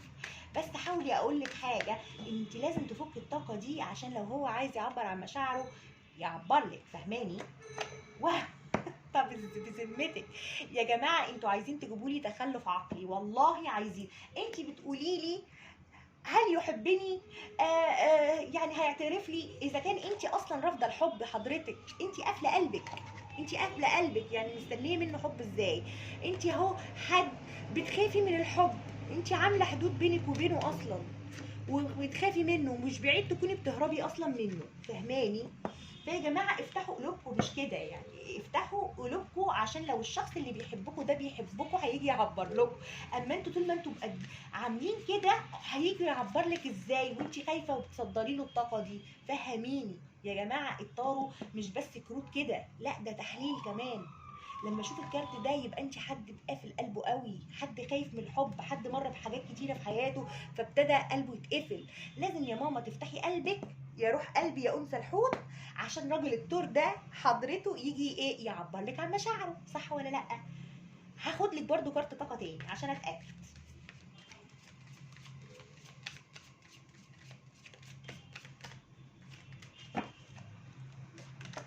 طب بصي بقى، بصي، غريبه جدا ان انتي الفور اوف وان، ممكن تكوني حد متزوج، ممكن، او مرتبط، او مشغوله بقى دلوقتي في الاسره الكبيره، ما عندكيش فضل الحب، ممكن.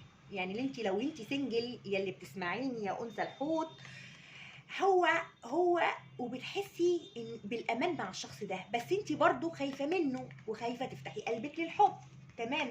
طب تعالي نشوف هو طاقته ايه. ماشي، ذا ديث، واو. بصي بقى يا روح قلبي، هو دلوقتي عنده تغيرات جذريه في حياته، ممكن يكون حد من عيلته توفى، او هو فقد حد جديد، يعني ممكن يكون حد عنده توفى قريب.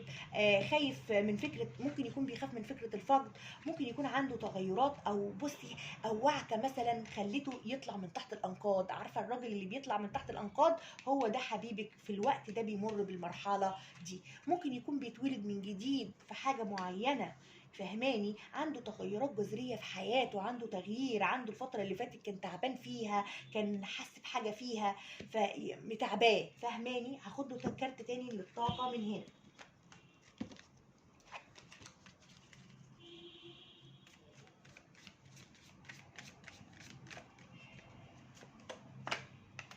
الحد ده حد طيب جدا، حد معطاء، الرجل برج الثور ده حد معطاء، حد كريم جدا، حد كمان عامل زي عامل النور، حد كويس جدا على فكرة يا أنثى برج الحوت، خلي بالك، هو حد كويس جدا. ليه بقى؟ لأنه عنده خدمة، عنده هدف في الحياة، بيقدم حاجة بإيده، ممكن يكون بيشتغل في الشفائي مثلا، في دار الشفاء دار الشفاء يعني دكتور مثلا، ممرض، طبيب سنان، طبيب بيطري، فهماني يا أنثى برج الحوت؟ فهماني يا حرف الشين؟ فهماني؟ عايزه اقول لك يا روح قلبي ان الحد ده عايز يساعدك في حاجه، عايز يقدم لك عرض، عايز يقف جنبك في حاجه، ماشي؟ طاقته ناحيتك حلوه جدا. انا مش عارفه انت قاعده ليه مزداويه وخايفه منه ليه، مش فاهمه. استني بقى كمان.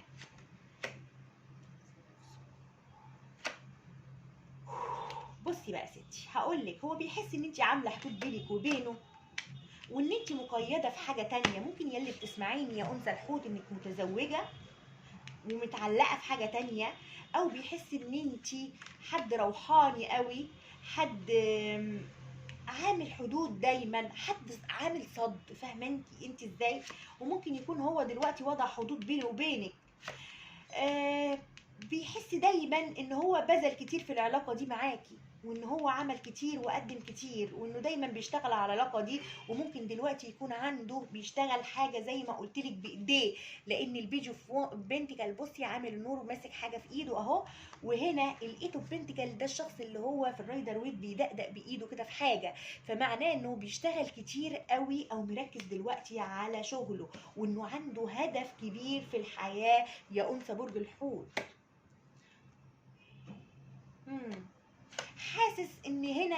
حاسس ان هو لازم يوفر عطائه لنفسه في الوقت الحالي. ليه هتقولي لي؟ لانك انت اصلا مصدره له طاقه كانك رافضاه، فهماني؟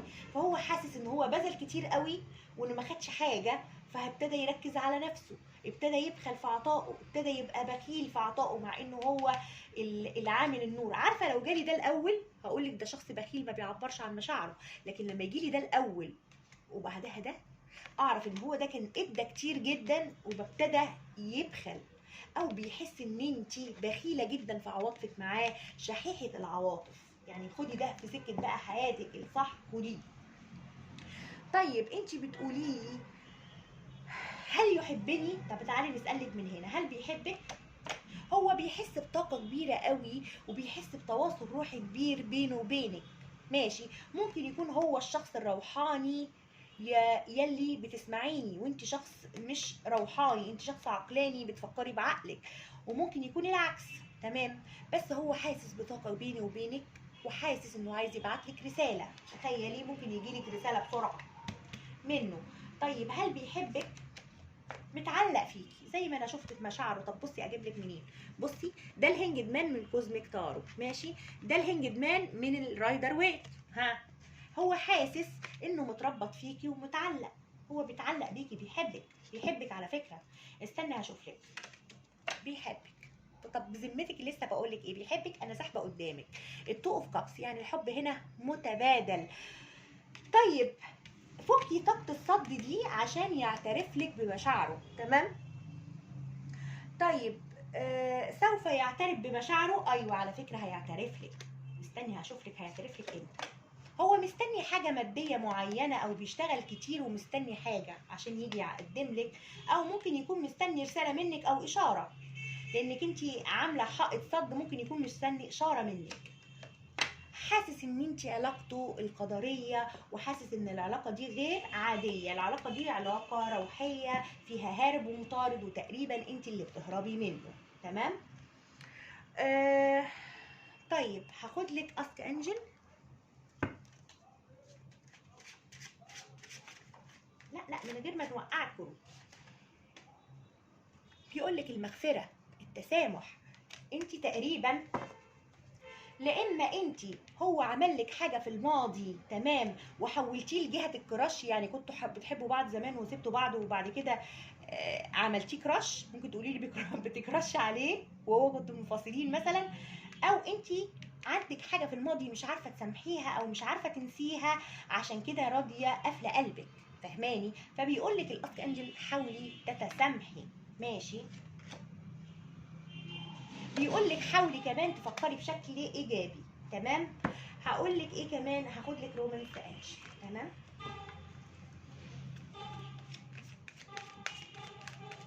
اشوف ايه اللي هيحصل. لا لا لا لا لا لا لا لا لا. هو في انفصال دلوقتي او في بعد، صح؟ وحد فيكم داري مشاعره على التاني، فهماني؟ بيقول لك شفتي؟ طب بذمتك بالله عليكي، طب بيقول لك ايه؟ بصي لما قال لك الفورجيفنس، ماشي، يعني المغفره، ماشي، او المسامحه، تمام. هنا بيقول لك ريليز يور اكس.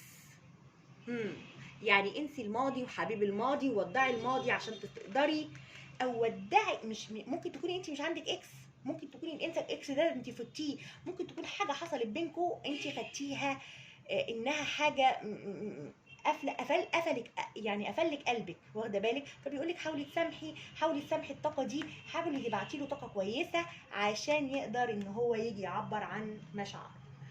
هاخد لك رساله منه، اوكي؟ هاخد لك رساله منه.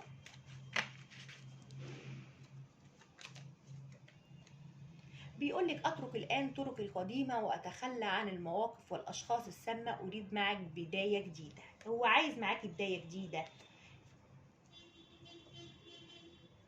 بصي بيقولك ايه، انت فعلا بصي انت كان في طاقتك ايه البيت، انت بتحسي معاه بالامان او هو كمان بيحس معاكي بالامان. شوفي بيقولك ايه، انت بتخليني احس بالامان كانك حد من عيلتي، يعني هو حاسس معاكي بالامان.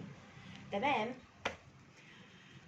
يا رب تكون عجبتك القراءة يا أنثى الحوت مع رجل الثور. يا رب يجي ويعبرلك عن مشاعره ويقولك انه بيحبك، لكن حاولي، انا بقولك تنظفي طاقتك من اللي فات وتخليكي ايجابيه اكتر من كده، وتتفائلي وتفتحي قلبك للحب. هتقولي لي يعني ايه افتح قلبي للحب؟ يعني اقول لك ان انت تفتحي قلبك للحب اللا مشروط، يعني ما تستنيش من الشخص حاجه. حاولي تسيطري على انك انت تهربي وتعملي تقعدي كده تزدوي، كل ما يعمل لك حاجه تروحي هربانه منه كده يعني. حاولي تواجهي مخاوفك، حاولي تواجهي مخاوفك. طيب زنزونة الحلوة حبيبة قلبي برج السرطان، هي قالت لي قولي اسمي عادي، هي اصلا دلعها يعني زنزونة، هي مش اسمها الحقيقي. زنزونة الحلوة كاتبالي حبيبها برج الثور. زنزونة الحلوة سرطان وحبيبها برج الثور، بتقول لي هل بيغار عليا؟ مشاعره الحالية تجاهي. يعني ايه زنزونة يغار عليكي يعني؟ تلاقاكي يا زنزونة بتجنني الولا لحد ما يغير عليكي. يعني الايس اوف بنتيكل، واو، هو هيقدم لك حاجه يا زنزونه، بس عايزه اقول لك انا مش هاخد الطاقه دي، هشوف لك طاقتك دلوقتي الاول عشان ما كروتكيش طاقتك وطاقته، واشوف هو بيغير عليك يا زنزونه. لا لا لا، من غير ما نوقع الكروت يا زنزونه، ماشي لو سمحتي يا ماما. باين عليكي قلتي له كلام صعب يعني، وباين عليكي واو واو. حسستيه يا زنزونة باختلافك عنه، او قلتي له حاجه ضايقته، او حسستيه ان هو بلا قيمه، يعني فاهمه؟ انت في حاجه حصلت منك يا زنزونة. الله من غير ما نوقع يا جماعه الكروت. واو، انت بتحبيه، واو يعني بصي انت بتحبيه حب ايه، نار يعني. انت الايس اوف كابس، يعني انت الحب كله يا زنزونة، وانت العاطفه المتدفقه، انت بتحبي الناس كلها حب لا مشروط، وبتحبيه هو كمان حب لا مشروط، يعني مش عايزه منه حاجه. هنيئا لك بصراحه وهنيئا له. هو انت الايس اوف كابس، بصي بقى بصي، انت الايس اوف كابس، هو ايه الايس اوف بنتجل، ماشي؟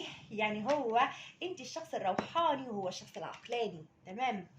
عايزه اقول لك حاجه يا زنزونه، ان العلاقه دي فيها تبادل طاقي، خلي بالك. وكمان عايزه اقول لك ان هو هيقرب منك قريب ويقدم لك حاجه، عرض او حاجه. الايت اوف صوت، واو، العلاقه دي انتوا الاتنين حاسين فيها ان انتوا متربطين قوي، متربطين وعندكم نوع من انواع التشويش، ودايما عندك انت وهو افكار سلبيه تجاه العلاقه دي. طيب استني هاخد لك طاقه من هنا كمان زي التانيين، عشان ما تقوليش انا اشمعنى انا. واخد لك طاقته هو كمان، ما هشوف لك هو بيحبك في الوقت الحالي، هو باين انه بيحبك يعني، مش انا اللي هقول لك يعني. واو. انت حسيتي ان هو هرب من العلاقه، او انت اللي هربتي منه من العلاقه؟ بتبصوا دايما على بعض، حاسين ان في طرف ثالث او في اختلاف ما هنا، اختلاف في العادات والتقاليد، اختلاف في الاعراف، في الدين، في المذاهب، حاجه زي كده. ودايما بتبصوا على بعض انتوا الاثنين وبينكم مسافات. هو حاسس متخوف جدا الشخص ده، حبيبة برج الثور ده متخوف يا زنزونة. ليه بقى؟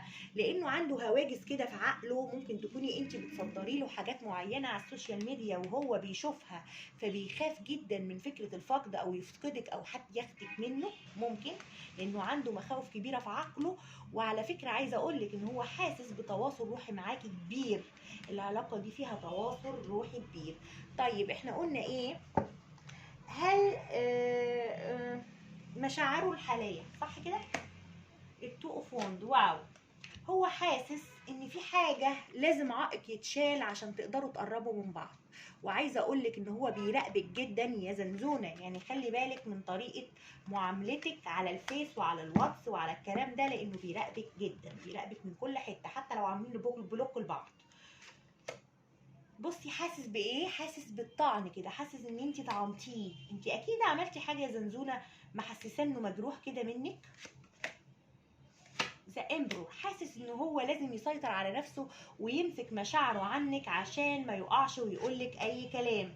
حاسس دايما بالرفض من ناحيتك، حاسس كده، لا اما انت رفضتيه لا اما انت حسستيه بالرفض، او ممكن تكوني قلتي له عندي حد تاني، ممكن تقولي عملتي كده انه عنده مخاوف كبيره.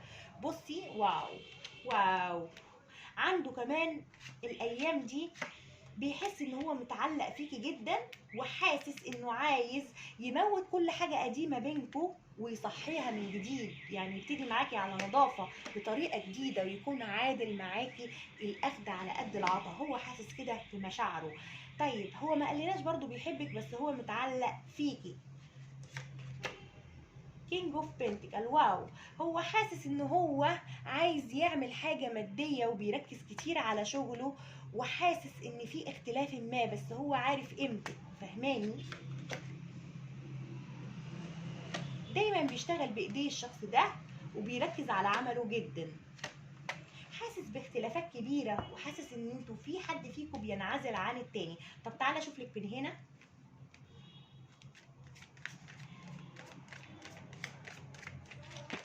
مشاعره ايه؟ برج الثور ده لزنزونة برج السرطان.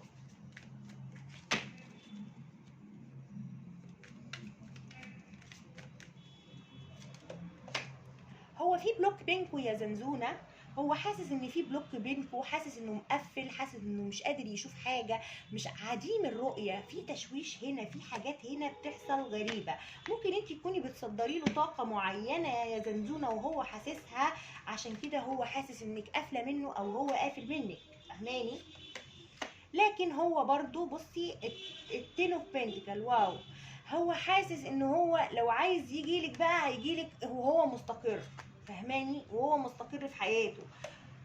دايما بيراقبك على السوشيال ميديا، دايما حاسس نفسه ان في مسافات بينكو او في عوائق بينكو كبيره، بيحس ساعات ان انت بتنعزلي عنه، بيحس ان انت حلوه قوي والناس هتتجنن عليكي، والناس عماله تشوفك ان انت حد يعني مشهور في محيطك، ممكن حد حلو قوي واو بهراه انت. هو حاسس بالانهيار، الانهيار دلوقتي ممكن يكون عنده حاجه تعباه وحاسس بتواصل روحي، بس حاسس اختلاف في العادات والتقاليد هنا والاصول، وحاسس انه هو لازم يتمسك اكتر بالعادات والتقاليد دلوقتي، بس حاسس انه مفتقدك. ما قالناش مشاعره، مش عايز يقول مشاعره ليه، بيحبك حب حزين.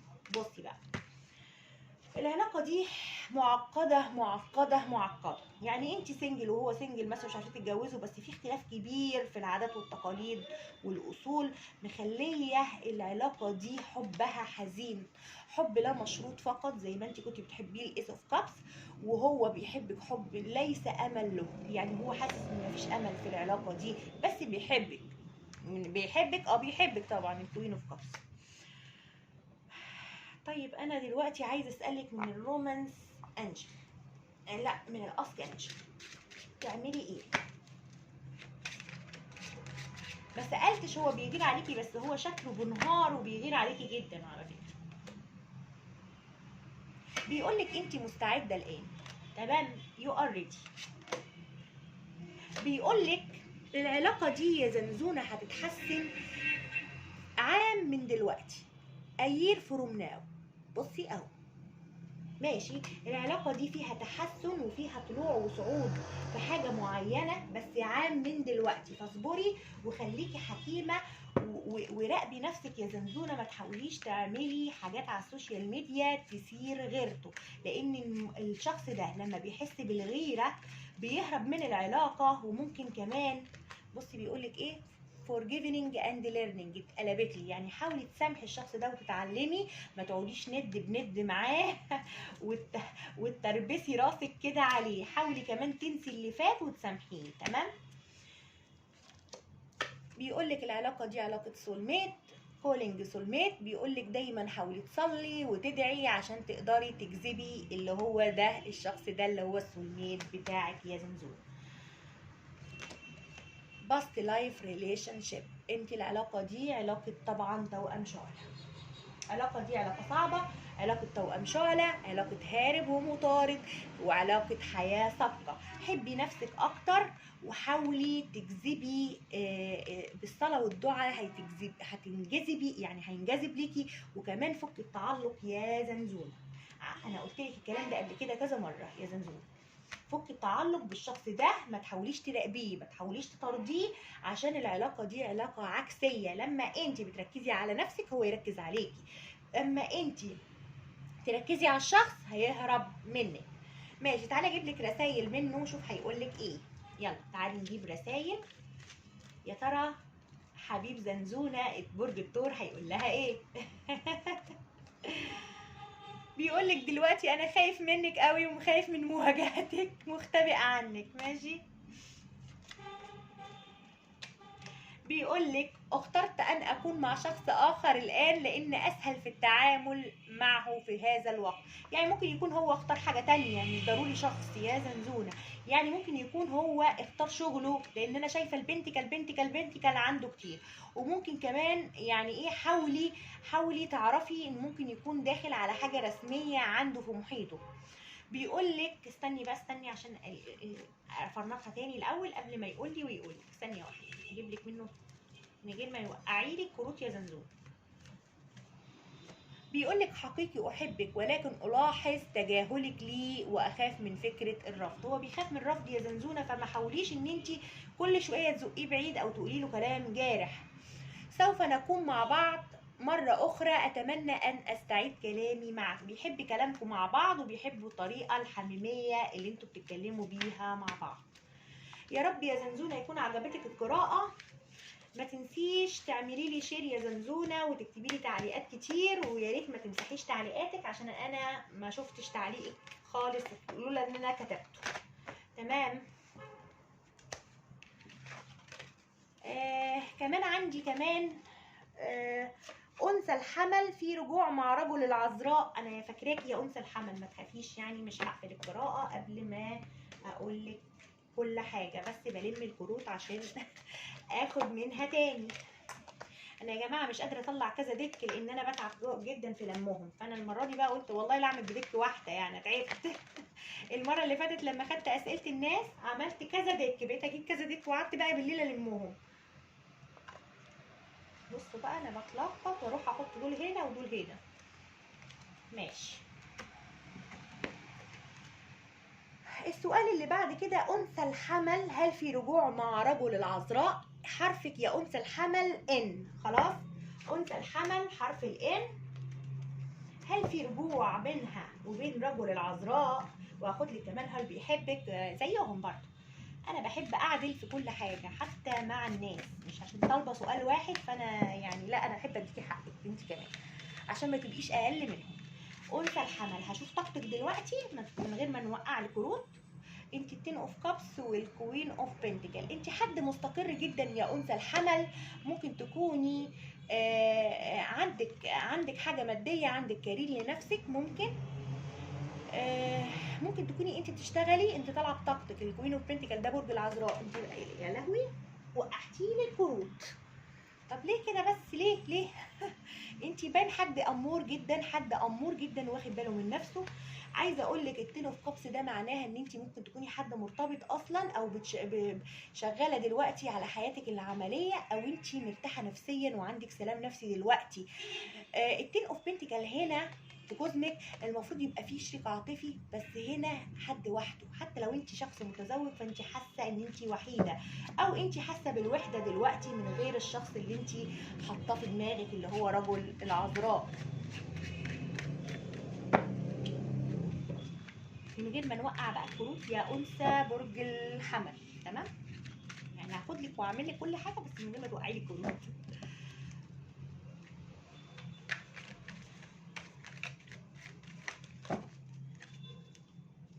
طاقتك يا حبيبه قلبي، انت عندك حظوظ دلوقتي زي ما قلت لك، يعني انت سعيده نفسيا، سعيده في حياتك، محققه ممكن نجاح مادي، كارير لنفسك. انت حاسه ان كمان عايزه اقول لك ان هو لو زعلك انت طالبه كمان الكارما في الشخص ده، او عايزه تحسسيه انك انت يعني ايه، انا من غيرك احلى بكتير، عايزه تقولي له كده، فهماني؟ هو بقى البرنسس اوف سورد، ممكن يكون حصل بينكم كلام فهو قال لك كلام ضايقك، او هو خايف لا تقولي له كلام يضايق. ماشي، استني اشوف لك من هنا كمان.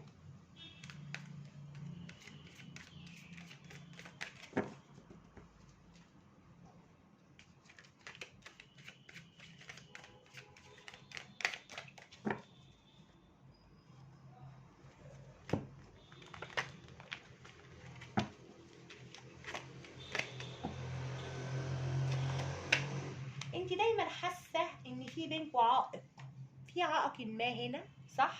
ممكن يكون بينكم طرف ثالث، صح كده؟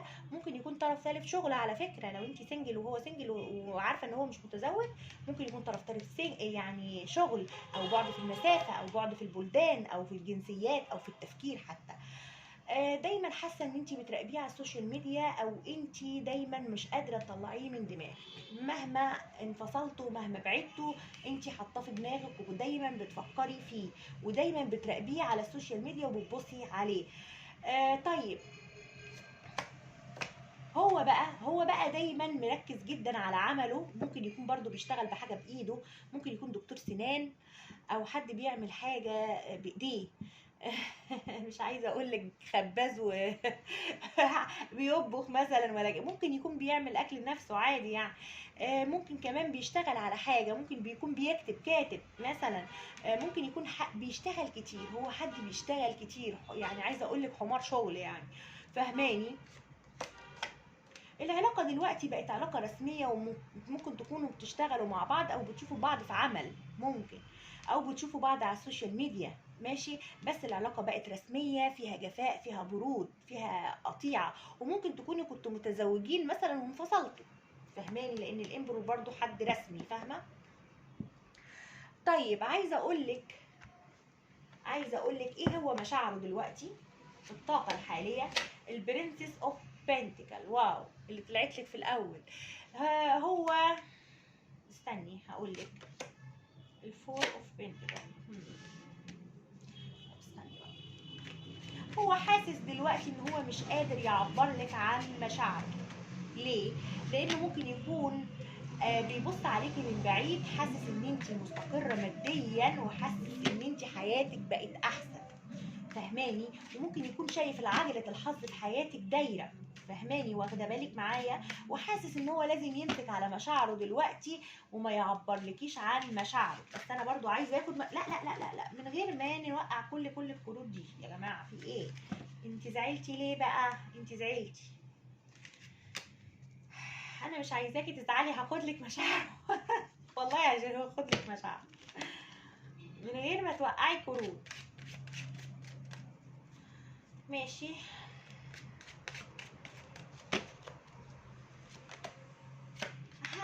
عايز يقدم لك حاجة، عايز يساعدك في حاجة، عايز يقدم لك، شايفك هدية، شايفك هدية من ربنا ليه، حد ربنا عوده بيه، فهماني؟ بس هو ماسك على مشاعره، مش عارفة ليه. حاسس ان انتي بقيتي مستقله وعملتي حياه مستقله عنه، وان انتي حققتي نجاح معين، فهو شايفك كده، حاسس ان انتي بقيتي حاطه حدود بينك وبينه، وانه هو صعب يجيلك تاني، او هو خايف ان هو انتي ترفضيه. لكن هو بيحبك حب لا مشروط، عشان لو بتسالي عن مشاعره، هو مش حب رومانسي، ولكن بيحبك لله في الله، ومش عارف هو بيحبك ليه، يعني حب الام والاب، مش مستني منك حاجه ولا تستني ترجعي، هو بيحبك، ماشي. طيب، هو بيحبك، انا شفت لك هو بيحبك، بيحبك حب لا مشروط، خلي بالك، يعني ده الحب كله، ده الحب الناضج، الحب اللا مشروط، فهماني؟ عايزه اخدك مشاعره تاني، معلش. واو، شايفك امنيه بعيده عنه. انا حاسه كده من الاول انك انت اعلى منه ماديا تقريبا، وهو حاسس بده وعايز شغل كتير على شغله او على نفسه عشان يوصل لك. تمام، لكن انت امنيته البعيده. بصي كده، انت امنيته يعني وبيعشق جمالك الخلاب يا انثى برج الحمل. الراجل العذراء ده متيم بيكي. فور اوف ووند، واو، حاسس ان انت من عيلته، بيحس معاكي بالامان، بيحس احساس البيت، فاهماني؟ احساس الامان، احساس الثقه. هو كان بيشعر معاكي بالمشاعر دي. طيب، وعلى فكره لو انت بتسالي هل في رجوع، في رجوع واتحاد قريب، عشان ده كارت الفور اوف 1 اللي هو ال11 كارت البيت. هل في رجوع برضو قريب؟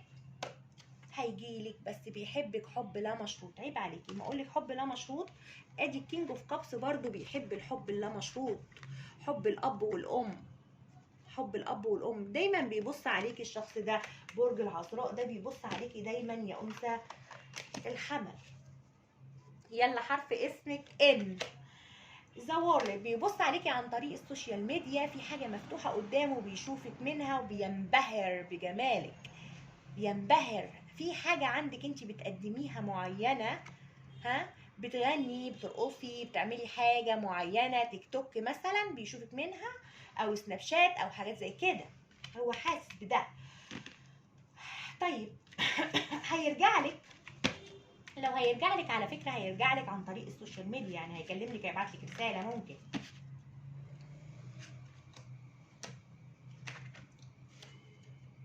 الكينج اوف بنتيكل. بصي بقى، هو عايز، بصي هو الاول لما شفته في طاقته ايه، بيشتغل كتير، تمام، بحاجه بايده، عشان يبقى ايه، عشان يبقى مستقر ماديا، تمام، عشان لما يجي لك يقول لك انا حققت كذا وكذا زي ما انت شايفك محققه حاجه، فهماني؟ هينعزل شويه ويقعد يشتغل على نفسه، وبعد كده هيجي لك. على فكره هو دلوقتي منعزل، هو ممكن لو هو مش هينعزل، يعني هو لو مش منعزل دلوقتي في الوقت الحالي، هينعزل الفتره الجايه، وبعدها هيجيلك بعد ما يكون حقق استقرار مادي. خلي بالك، استني هقولك هيجيلك جادجمنت.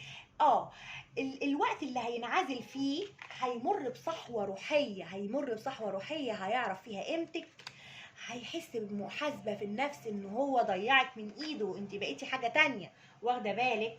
هقولك بقى هيحصل ايه. انا هقولك القصة كلها دلوقتي.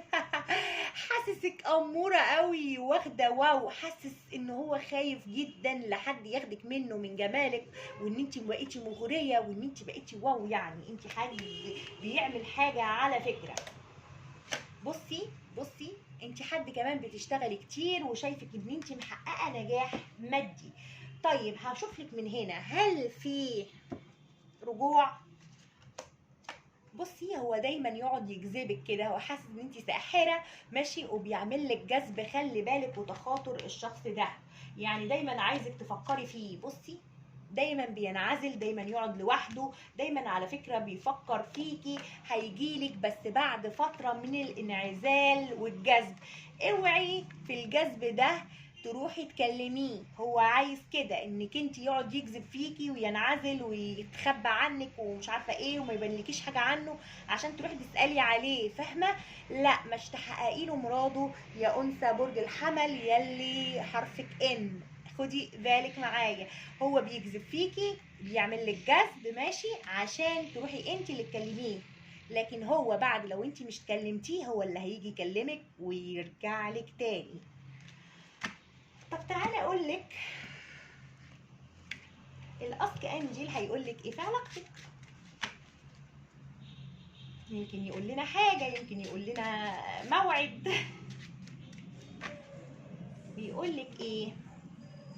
بيقول لك ده مش الوقت المثالي، يعني ما تحاوليش انت تروحي تكلميه، خليه ياخد فترته زي ما هو عاوز، ينعزل ويدخل في عزله، الهرمت مرتين، الماجيشن مرتين، ايه، ويجذبك ويحاول ان انت عشان انت اللي تروحي تكلميه. هو تبان عليه عقلاني جدا ومسيطر جدا ومتحكم في نفسه، فهو مش عايز يعمل خطوه، عايز الخطوه تيجي منك، فبيقول لك مش دلوقتي. بيقول لك كمان مش من الحظ ان انت unlucky، اوكي، يعني مش من الحظ دلوقتي انك انت تروحي تكلميه. تمام. بيقولك حاولي تبصي للعلامات، يعني انت لو بيجيلك ارشاد الهي، بيجيلك علامات، بتحسي فجاه ان انت تعبانه كده وكنت سعيده كده ومبسوطه في حياتك، وفجاه كده دمعتي عيطتي، اعرفي ان هي الطاقه دي من عنده. تمام. وانت ماشيه كده سمعتي اسمه في الشارع، فاعرفي ان هو بيبعت لك طاقه وبيفكرك وبيفكر فيكي، فبيقول لك بصي للعلامات، بتلاقي ريش في طريقك، بتلاقي ارقام متكرره هكذا. ده دليل على انه بيفكر فيكي. يعني ما تروحيش تسالي حد، اسالي الله واسالي نفسك واسالي حدثك، لانك انت حد روحاني. تمام. طيب هقول لك بقى كمان، هاخد لك من الرومانس انجل تشوفي تعملي ايه في العلاقه دي. ثانيه واحده هفرنطها كويس، مش عارفه لزقت في بعضها ليه، هحاول ابخرها تاني يعني، وهاخد لك منه رساله كمان.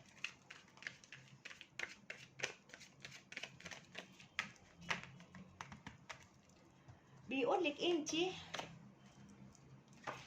ان انت وهو هتقضوا مع بعض شهر عسل بعد الفترة اللي هيجيلك فيها، يعني هيجيلك وهتقضوا مع بعض ايام حلوة، بس اصبري ها، زي ما قلتلك سيبيه يعمل اللي هو عايزه ينعزل وكده، وانت ما تحاوليش تطرديه ولا كمان تراقبيه. فهماني؟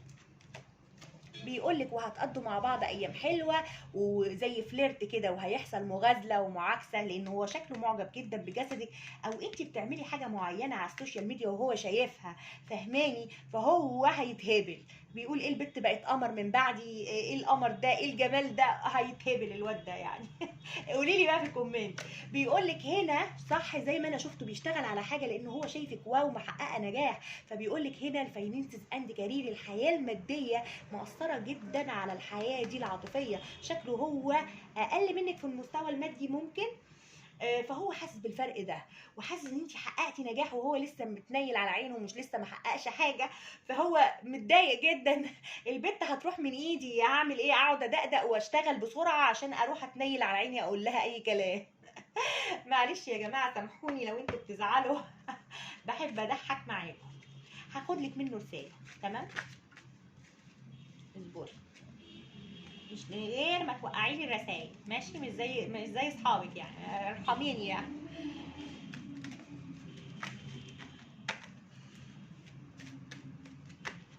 الرسايل دي يا جماعه رسايل روحانيه، انا اللي كاتباها بايدي، يعني انا اللي لماها من جميع انواع الطارو اللي موجود في العالم. بصي بيقول لك ايه، لقد انهيت علاقتنا لانه كان لدي اشياء اخرى احتاج الى بعض الوقت فقط. هو فعلا عنده حاجه مشغول فيها، هو ممكن يكون عنده عمل، عنده حاجه، فقال لك لا بقى، لا بطنشها شويه وبعدين ابقى ارجع لها لما اخلص اللي ورايا. فهماني؟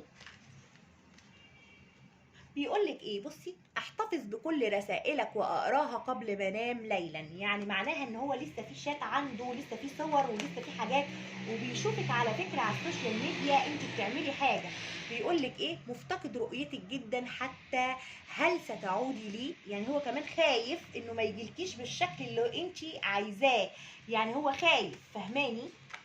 هاخد لك واحده كمان،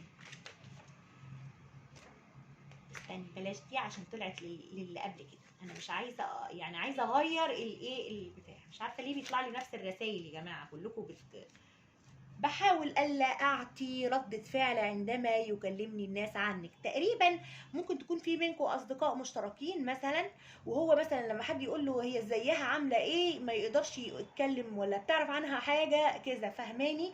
او المحيط بتاعه يعرفك، فهم بيسالوه عنك فما يقدرش يقول اي حاجه.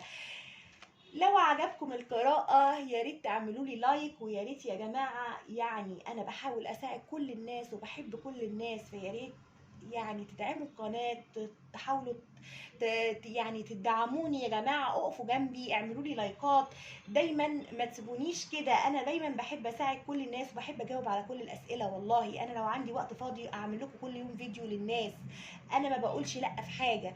اللي عايز يا جماعة كمان قراءة خاصة يتفضل يتكلمني على الرقمين، وهعمل له ديسكاونت وهعمل له كل حاجة اللي هو عايزه، وهديله اسئلة ويحط كل الاسئلة اللي في باله وهجيب له كل الاجابات.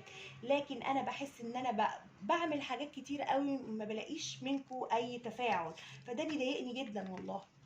بيخليني اقل في فيديوهاتي وبيخليني احبط وما اعملش اي حاجه. فانتوا حاولوا برضو تساعدوني عشان اقدر اساعدكم. لو عجبكم الفيديو يا ريت تعملوا لي لايك، ولو محدش اشترك في القناه يشترك، وكمان لو تفعلوا زر الجرس عشان يجيلكم مني كل جديد. وارجوكم يعني لو عجبكم الفيديو ما تنسوش تكتبوا لي ايه اللي حصل في الكومنتات، ويا ريت ما تمسحوش كومنتاتكم. ما تخافوش، انتوا في امان، انا عمري ما هقول اسماءكم يعني.